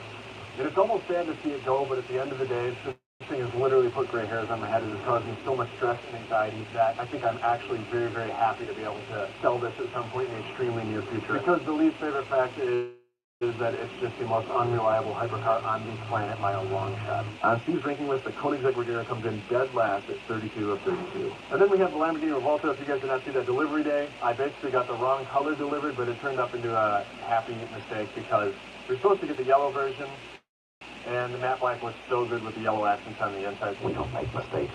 We have happy accidents. They almost over-refined this vehicle. It runs so perfectly smooth. The Aventador was the raw, loud, insane, aggressive shifting vehicle. And it's like they went and refined this in every single way. The cabin noise is non-existent. You don't hear the Gintani exhaust. These both have the same loudness of exhaust. It's just insanely fast. So this thing is keeping up with hypercars, and it's a quarter of the price. We were told that there are a bunch of like little quality issues with this thing, and that's probably my least favorite thing is we've had a ton of small issues. I put the Gintani exhaust on this thing, so they basically blacklisted me from it. Recently had a battery die, and they wouldn't even cover that under warranty because apparently the Gintani exhaust somehow made the battery die. We threw some Boston polished wheels on this. Really, the 765 this and the Apollo had the coolest wheels in the whole collection. Rohana's on the 765, and then Boston's on both this and the Esco. My favorite thing about this is that it's so stinking fast and well built. Lamborghini overall does build a pretty reliable car, even though we've had like 16 small issues with this, but that's because it was probably an early model, and the Aventador has been pretty iron tight for us so far. You can see that the engine is totally exposed to the elements. They don't even put a glass cover over this like they do on the Aventador SC. The exhaust just reminds me of like the Batmobile rocket. And then this is the new BBC that we have.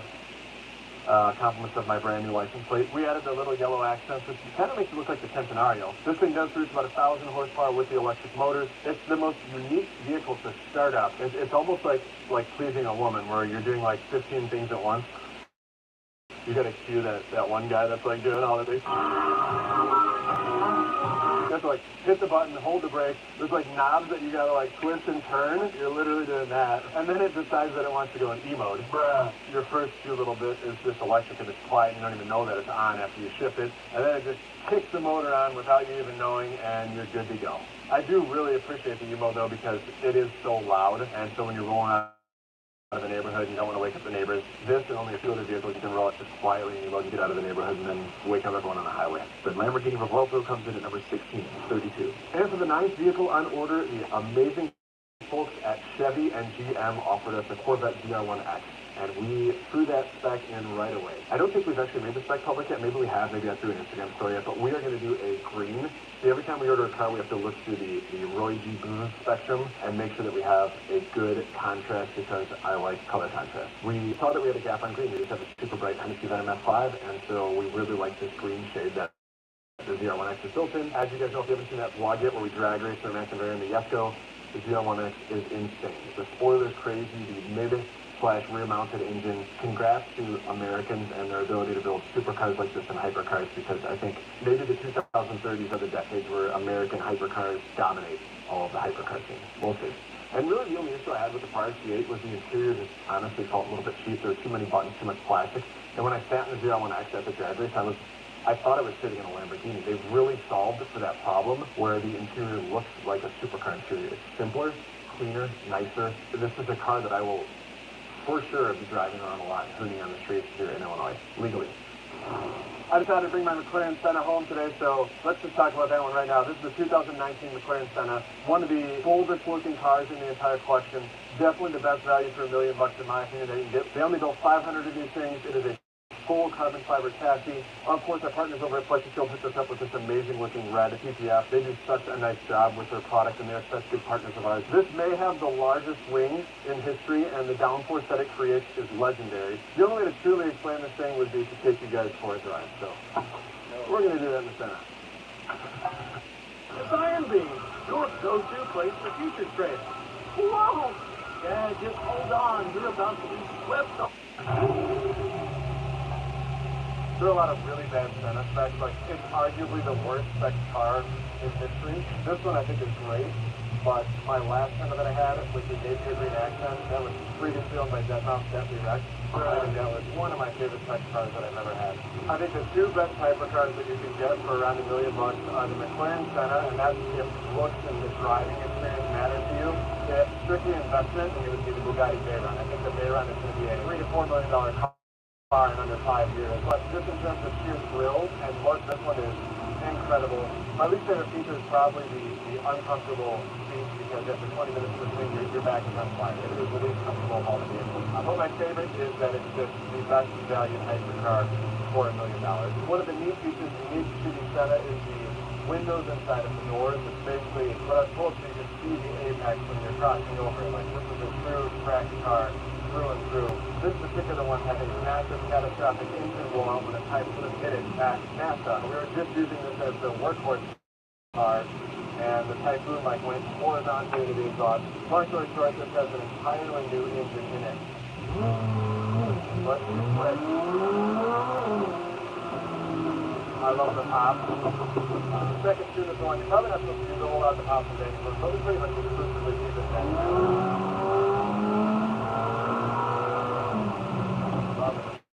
The McLaren Senna comes in at number 3 of 32.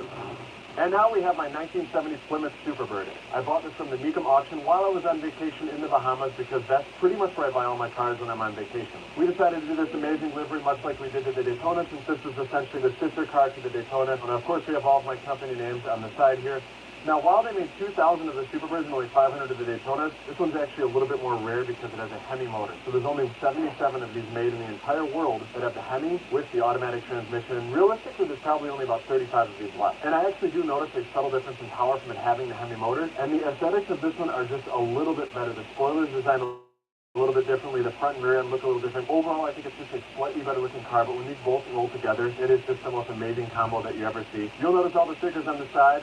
Now, it's kind of a throwback to the Petty livery of the 1970 Superbird that he raced in NASCAR, but instead we did all of my companies and then some of the awesome influences that we had the opportunity to work with, and then the 70s because it's the 1970s. This is the cleanest classic car that I have by far, also the most expensive one. I paid almost $650,000 for it, but the interior looks immaculate. It looks like it just sold off the dealer's showroom floor. My favorite thing is just that it's so rare, it's a Hemi, and it's so powerful, and it's just insane looking. Like, there's nothing that was like this on the road in the 70s.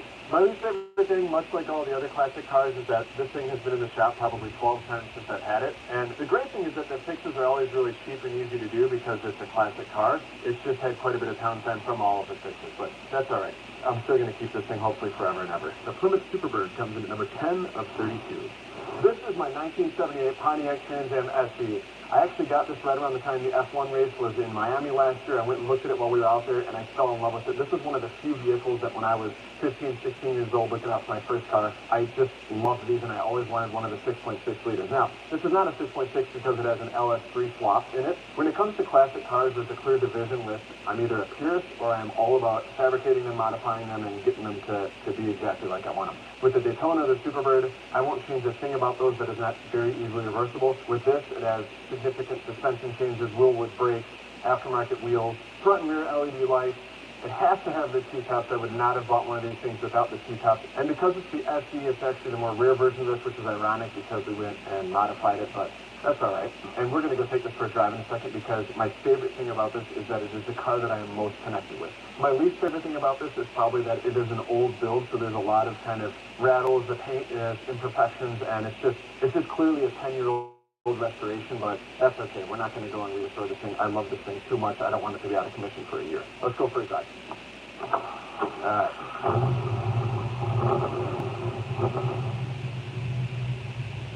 Whenever I'm in this, the T-tops are off, but if I take them off, then you're not going to be able to hear me. So, little known fact about me that you might not know is that I actually enjoy driving these classic cars more than the super and hyper cars. There's something about them, the vibe, the era, the rawness of the American motors.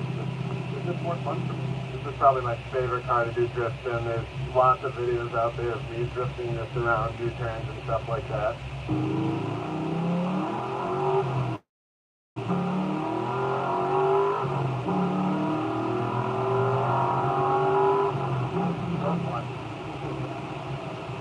Flying all over the place.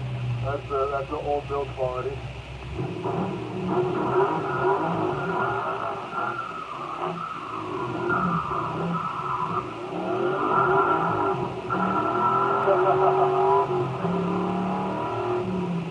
Beautiful.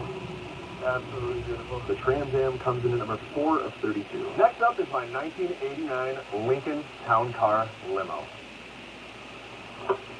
Thank you, sir. The video is too quiet. Even at a 100%, boost your volume up to 600% with volume.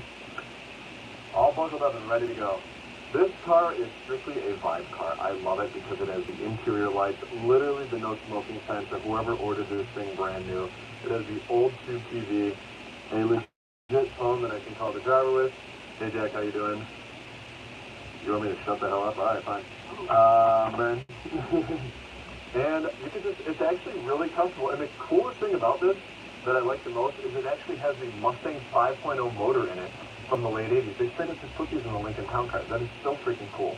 Now these are things that I don't have 3 of these. I mean, I had a Cadillac. I had an even older Lincoln than this. We've driven this thing to Triple F. We've driven this thing long distances, jam-packed full of, dare I say, kids, my kids. And it's just really a vibe car, and I love it. Storing it is difficult. I typically keep it at my house, and it straight up takes up 2 of the garage spots. We did do 2 separate radios in here, so front and back can do their own music. And I even have a partition window. Hey, put that window up, driver. I don't want to see you. Thanks. Yeah. Okay, less privacy. If you guys have a limo and you're looking to sell one that is 1989 or older, leave a comment. I probably will buy it. On Steve's ranking list, the Lincoln Town Car Limo comes in at number 19 of 32. Up next is my SSC Tour car, and we are actually here with Jared, the amazing owner of this company, and we're going to give you guys an update because this thing won't be ready in time for when the vlog goes live, but you still are building this thing incredibly fast. I mean, 5 months ago is when we threw a deposit down, and we're this far. No car manufacturer has ever come this close and getting this much done in 5 months, let me tell you this. We did a Lamborghini Russell Mars, and we did an amazing red tinted carbon in the front stripe of this hood. This is the first red or non-black carbon car that I've ever spec'd. Jared, would you mind getting me up to speed on what are the big objectives to complete so that we can get this delivered? I think we're getting in the next 2 months or so, right? Yeah, it should be completed in about 2 months. This just came out of the paint booth about 2 weeks ago. Yeah. You can see how assembly has come along quickly. We're very excited about the interior you spec with your Hero seat. Obviously, all of the exposed carbon interior is the same as what we normally do, but all of the chrome billet pieces that we normally do, you guys wanted in matte black, and it looks amazing. So we're excited to get this package done, get it in your hands, and down at Monterey Car Week this week, let everybody see this in person. If you come to the back of the car here, the engine cradle, which we're very proud of, it's beautiful. We always love people to see this before it goes into the car because you really can't see it when it gets in there. Over the next 2 weeks, your engine assembly has been completed. It's going to go on the dyno in the next 2 weeks. We'll be sending you actual video of your engine and the horsepower numbers. That's awesome. Exciting. Then that's going to roll in here and get installed and put up in your car, and we'll be on the road shortly. Let's go. All right, that is amazing. Favorite is that this thing is going to be done so freaking quick, and the red carbon just turned out amazing. That's really all I can say for now because I haven't driven my vehicle yet. What's my least favorite? My least favorite is that it's not ready yet. I want to get this thing on the road. I want to get driving this thing. So if you guys are as excited as I am about this car, let us know in the comments what you think we should do. What should we race it against? What tests should we put this thing against? On to the next vehicle. The SSC Tuatara is not on my ranking list yet because I don't have it yet. Next up is my Honda K-Truck. This is arguably one of my kids' favorite vehicles that I own. They will never let me sell it because it was only $7,000. It's right-hand drive. It's stick shift. And we primarily use it to haul garbage from here to about maybe 100 feet away to the garbage unit right over there. That's 90% of its miles. It does have a little bit of highway miles when my Renault broke down. We had to use this to drive home. There's a long story there. It's also so light that my son and his friends picked this thing up all by themselves. It was crazy. Favorite thing about this car are some of the coolest features. We have the amazing gloss black aftermarket looking wheels. We have the Gintani license plate cover with trailer hitch. And then of course we have the nuts sticker right here on the windshield. In all honesty, it is a great starter car for someone learning to drive stick shift. I help teach my son in it. I help teach his friends. My least favorite thing about it is that it only goes about 60 miles an hour, but that's probably a good thing because anything faster than that, I think I would die because it's like insane driving this thing that fast. On to the next. On Steve's ranking list, the K-Truck comes in at number 28 of 32. And last up in a vehicle that has not been made public to anybody. We had a whole dialogue recorded around this next one, but understandably it did not pass the NDA check. So all we can say is that we have a major car coming from a British manufacturer that is well known, and I am super stoked about it. My second Florida house, yes, we just bought another one with my favorite car of the collection, the Hennessy Venom F5 Revolution Roadster Evo. Say all that in one thing. It's not too easy. Anyway, this thing is my favorite car because it is just pure raw muscle. It is almost 2,000 horsepower of American horses. Can I say that properly? So this spec is Napier green after my McLaren Senna that famously wrecked. It had green accents on it, and we loved it so much that we designed this whole thing after that. It has the very new Evo package, which actually added these notches into the fenders. It added a different front clamp on it, a different canard, an even larger spoiler, and we are going to take this for a ride in just a little bit just to show you guys how amazing it is. But I love this because it's built right here in Texas. We have a special relationship with John and Cole. They have been amazing human beings. This thing has had a couple little issues that were immediately rectified. We had a serpentine belt fall off, and they had it replaced within like 24 hours. It was incredible, and I'm very appreciative to them for that. This is the only vehicle that we strictly fill up with E85, which makes it a little bit difficult in Florida. Not a lot of ethanol gas-based stations out here, but up in Illinois, there are plenty. Pretty much within 5 minutes, we can always fill this thing up. So we just keep them stored there in the garage. With the Evo package comes the upgraded engine. That's what gets it close to the 2,000 horsepower. And it also has an upgraded suspension with front lifts, which is really important for this steep driveway that we have here. We also pissed off some neighbors last night. There were some police here on our very first night in this home. They didn't like the loudness of the cars at all. We're going to let this thing speak for itself and take it for a ride. My name is Peter Parker. We used to know each other. But something bad was going to happen, and the only way to stop it was to make everyone forget about me. Because I'm not just Peter Parker. I'm Spider-Man. Yeah, you're okay.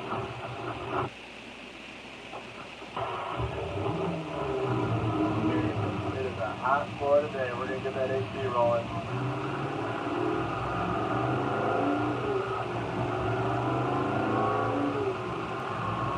So first, the shifting is absolutely raw. It is the hardest shifting car, even more so than the Aventador. It just absolutely slams into gear, and I love that. When it's a little bit warmer and you downshift, the flip that it does, it just explodes with a flame and just shoots you forward. This is one of those cars that it feels like it's the fastest car that I have, period. And I picked from 40 miles an hour to like 120 plus. It is. I'm just downshifting, go, and the sides just blur next to it. Impossible to explain without experiencing it. Interior is actually pretty simple. It's very minimalistic. There's just kind of one UI in the middle. With CarPlay, which is the W. And F1 style steering wheel, direct drive, where you feel every little bump on the road through the steering wheel, probably the most sensitive steering wheel that I have.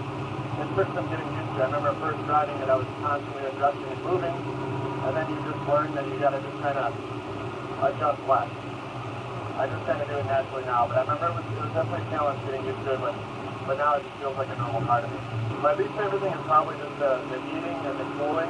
I don't think they built this thing to be driven in negative temperatures, but even the day we took delivery, it was negative outside, and it had a hard time defrosting. There's really just two kind of main vents in the middle, so it does keep me cool enough, but on 100-degree days it might struggle a little bit. My favorite thing is just the thrill of the drive. It's just the absolute best driving experience of any vehicle that I have, hands down.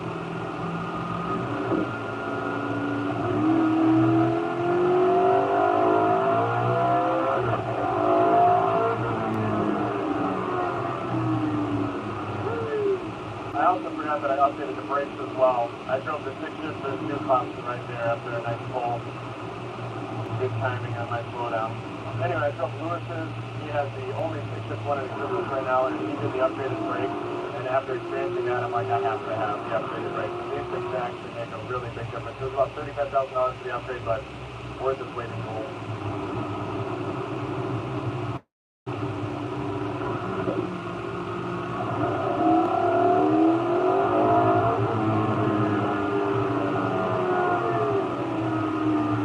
We're in my favorite place in the world now, Disney World. Our house is that close.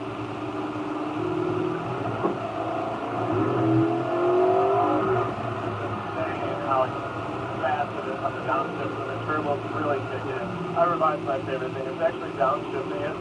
Specifically about the drive experience, it's downshifting, getting the huge explosion, and then it's just going zooming faster than anything else. Like that is my favorite thing about this drive specifically. Especially at night when there's someone behind you, they can just see that 4-foot fireball. That's the top. But it wasn't on the downshift, it was on the upshift. Another cool thing about these is they're producing, I think, 100 of them, only 12 of the Venom Revolution Roadster, so I have one of 12. I actually have chassis number 7 of 12, lucky number 7. Now on to the next vehicle. On Steve's ranking list, the Hennessy Venom comes in at number 1 of 32. This one I am really excited about. This is my Jaguar XJS. It's actually a naturally aspirated V12 motor inside of this thing. Arguably the cheapest V12 that money can buy right now. You get one of these things for like $15,000. That's pretty much because they're incredibly unreliable. But I don't need to worry about that because I am shipping this thing off to the UK to have this thing modified into a TWR Super Pet that essentially is this retro wide body with an amazing supercharged V12 motor. We saw some video of the TWR just tuning the roads in the hill of Goodwood, and it just looks insane and incredible.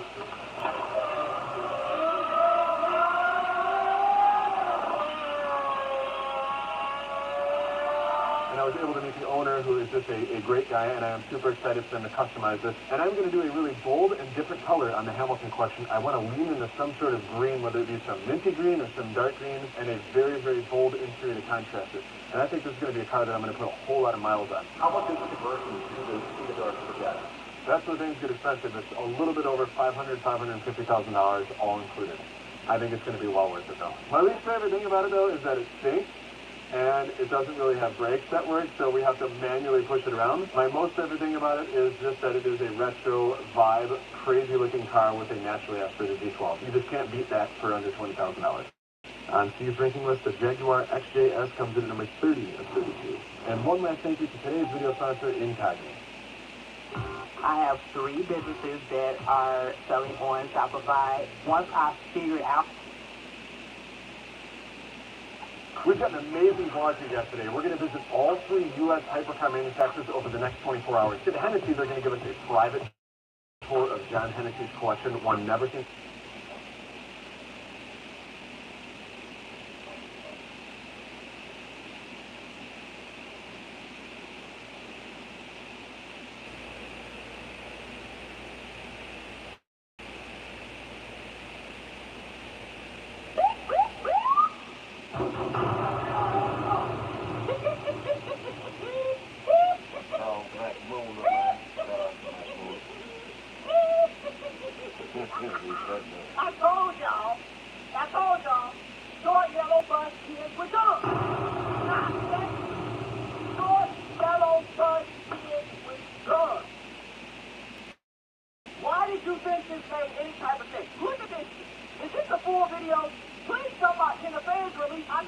longer than this. Please.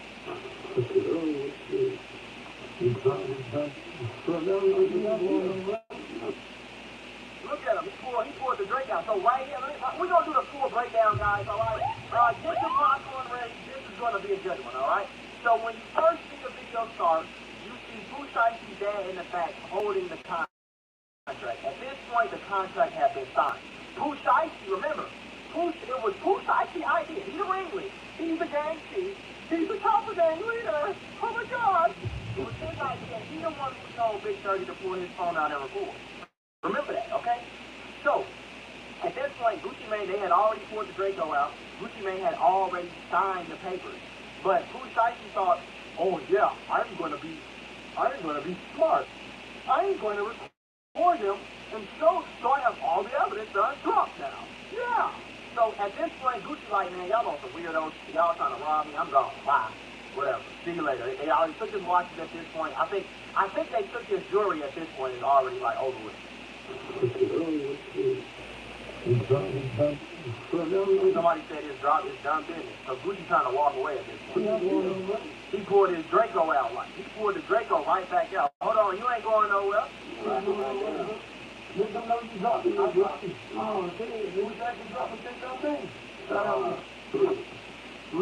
Shout out to who? Real coming to the police, the limited, bro. Tell them what's going on. So we can see that they got what you do. You go. Listen, y'all, YouTube and Meta might owe you if you every time again. Do your homework. Real never did no police, the limited. I want to know who you say shout out to. Real never did no police, the limited, bro. Tell them what's going on. So we can see that they got what you do. You go. You take one, you go, you go.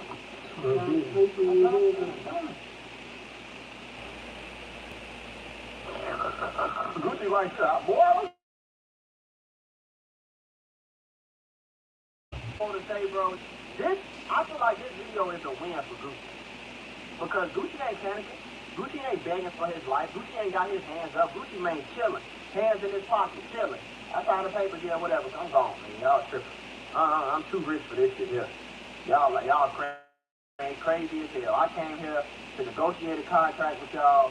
You know what I'm saying? To do this, do that. I brung you out of the hood, nigga.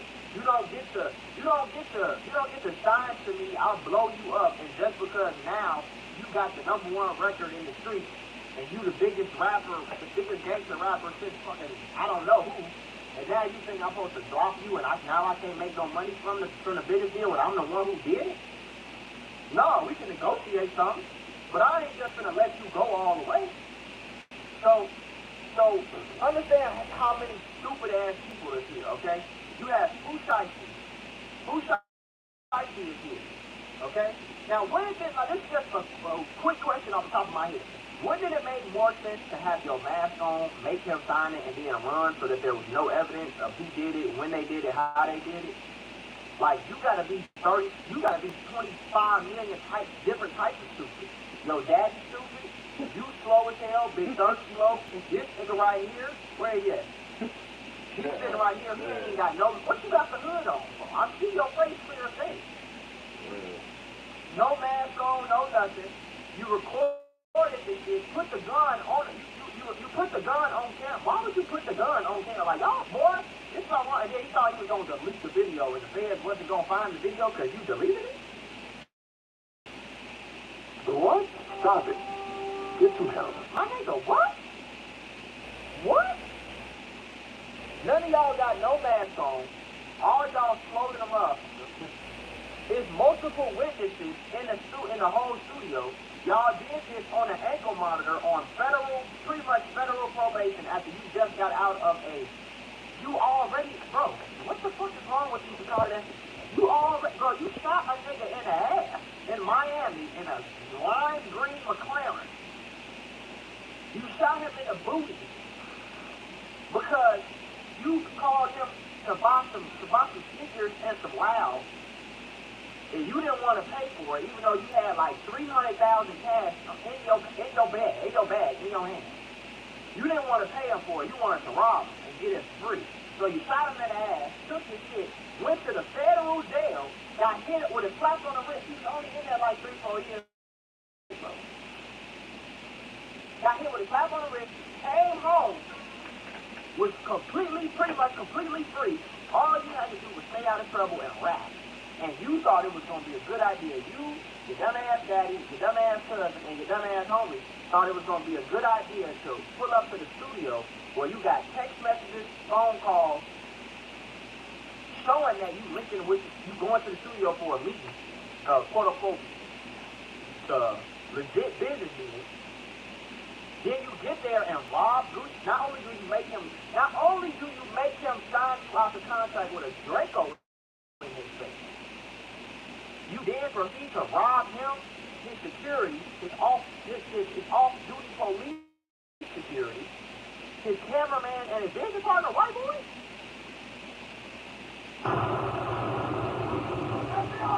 Ladies and gentlemen, we got him.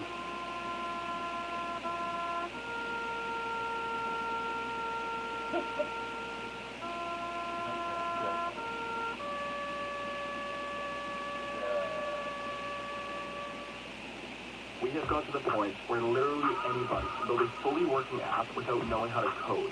This is base 40. And you dumb motherfuckers have the nerve to be mad at Gucci? This is dumb as fuck. I don't care who called the police, what they did, how they did it, when they did it. This is the dumbest shit ever. This is the stupidest shit I've ever seen in my life. And trust me, nigga, I got 3,000, 5,000 plus videos of me watching some stupid shit. This takes the case, bro. And to know that you have millions and millions and millions, you're not getting out. That shit over. I promise you, hey, there's nothing, God can't, I ain't gonna lie, bro. Nigga, God don't have to come back and open that cell door himself for your ass to get out, man. That's the only way you get, like, I ain't gonna lie to you. I ain't even gonna lie to you, bro. Your ass gonna do 40 years, nigga. You be lucky to do that. But man, Moolah, bro, yes, I hope he get life. This nigga's stupid, man. He obviously ain't learned his lesson. I hope he get life, take his dumb ass in there and learn his ABCs again, because folks ass slow. And in real life, dude a little, he strolled off for real. There's something wrong with Buddy ass. There's something wrong with Buddy ass, man. And I knew the video was gonna come out eventually. Let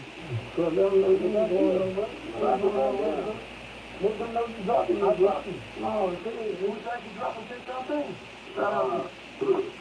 Really, you never do no police, the limited, let's know what's going on. But we just did it, they got what you do. You drop. You say you want to drop, you drop. You sign the paper, it's everything. Yes, so now I got the evidence. Now I got the evidence that, yeah, he did it now, so it's cool. Y'all motherfucker, hey boy, I wanted to show y'all what Sean Cotton, I had literally turned it off right when he started reacting to it. I learned about it because I seen this video, though. I seen the first clip. I was like, no way. No way. And at first, I'm like, bro, is this AI game? That shit ain't AI, bro. That shit ain't AI, bro. Is that, but we in the AI era. Hold on, we in the AI era. Bro, because I'm big type, so like, I ain't gonna lie. Well, you mean about in prison? Halfway now. Yeah. That's him. That's him.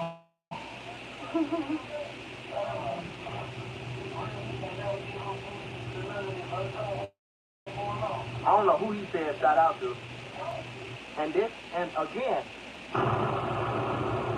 go back and watch the clip, bro. Go back and watch it. When his attorney dropped the case, I told y'all, it was because of this reason right here. The attorney knew his ass was cooked.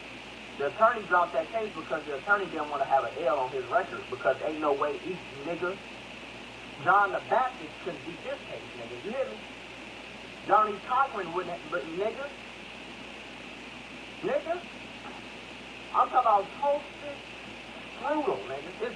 You're done. You are the dumbest human being to ever walk on this earth, man. This is bad. Bro,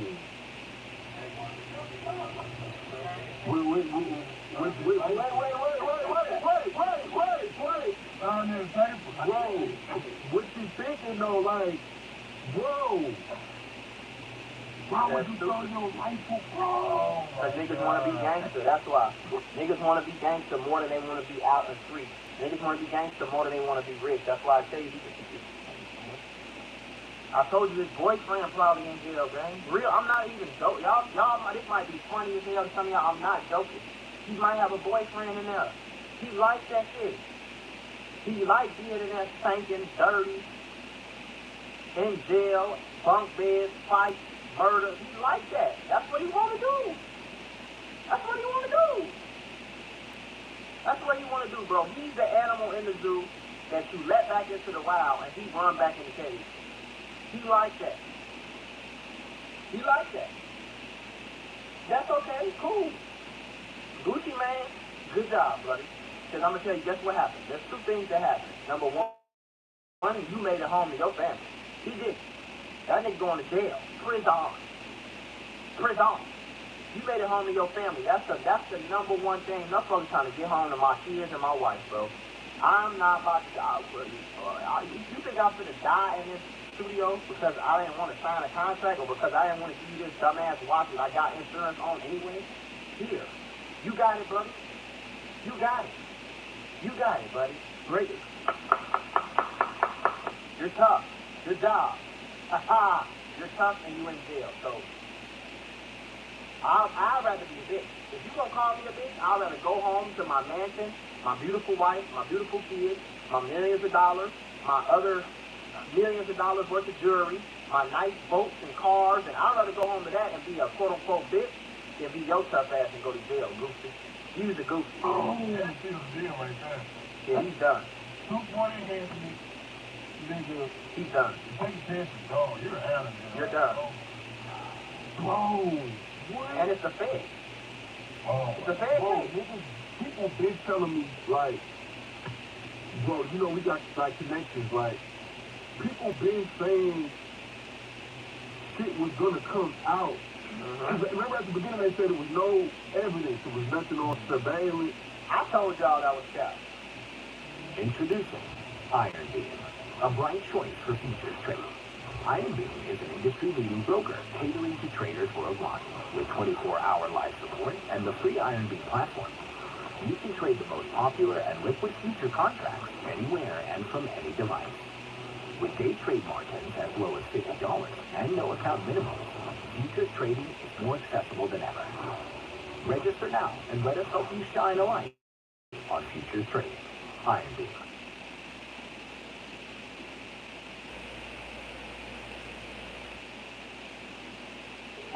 Imagine the possibilities of sharing your life with a lovely, young Asian lady. You could forget about what it feels like being lonely. Instead, you could have nice walks to the park, or picnics, or a barbecue on the backyard with your beautiful, young life partner.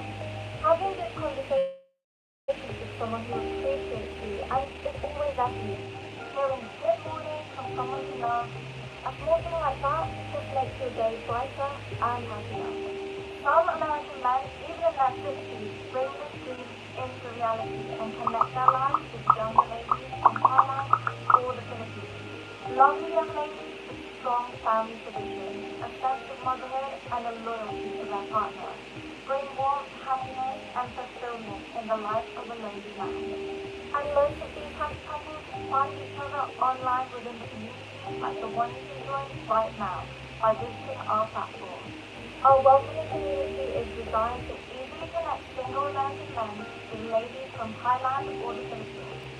Whether you're looking for new friends, genuine connections, and meaningful conversations, or a long-term relationship, our platform is the perfect fit.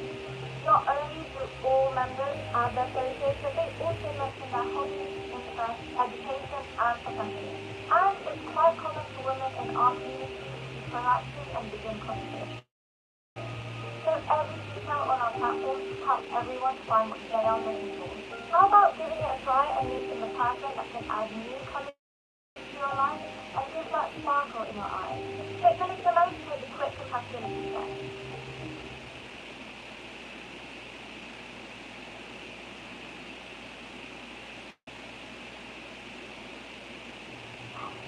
You think you gotta was just speaking for an interview. He tried to do an interview, bro. Who shot you? Y'all pretty right? Shit, y'all should have paid it, though. Boy, that motherfucking interview would have went platinum. Oh, wait. Bro, what did we just watch? Oh, Idiot. why would you do that? Why would they record that shit? Why would they even do that? Oh my God. That's serious. So you were just in the feds, right? You bumped into Pooh Shiesty. Like, what was that like? Because you said you was humble. That's what I'm saying. He pulled the fuck out of me.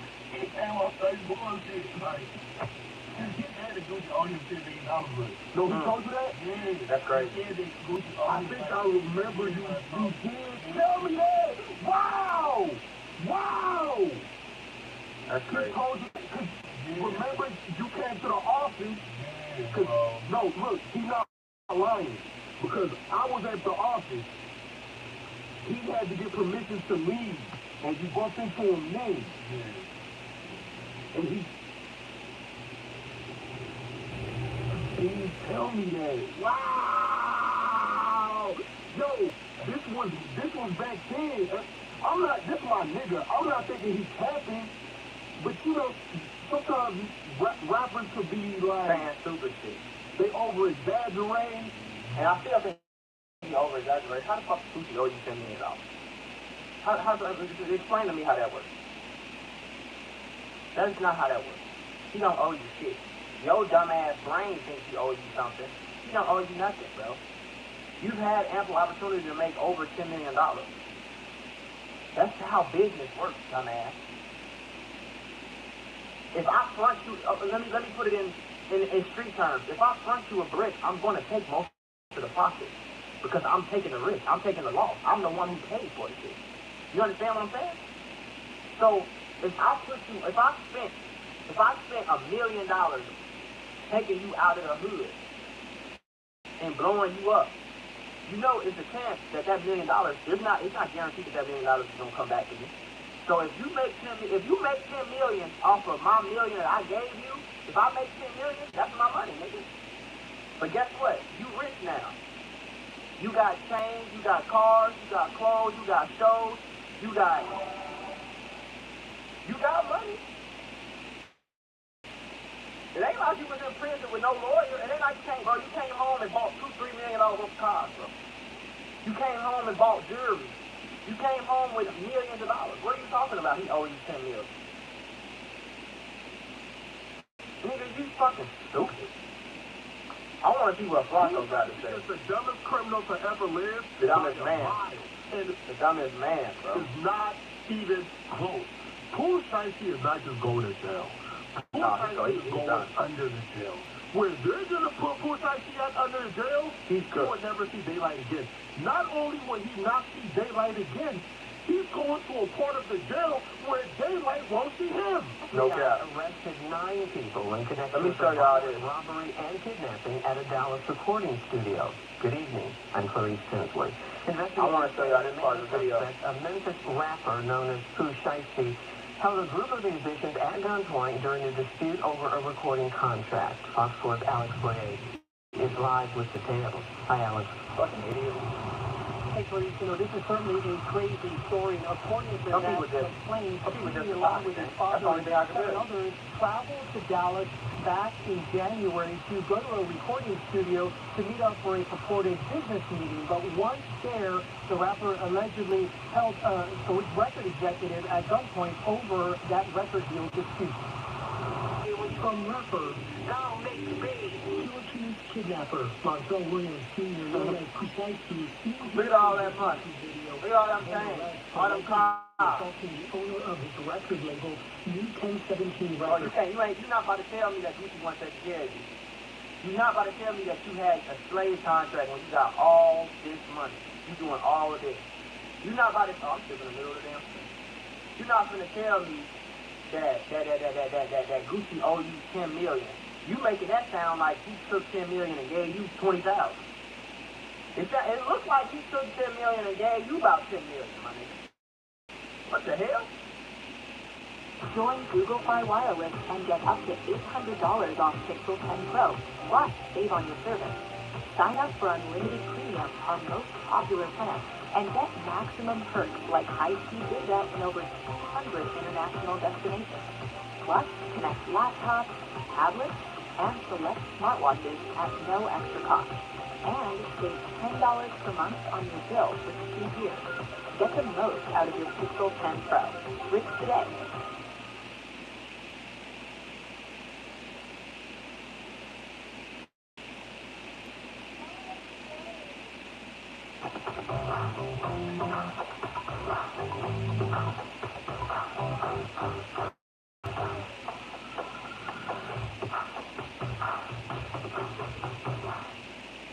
This is insane, bro. During a purported business meeting in Dallas back on January 10th.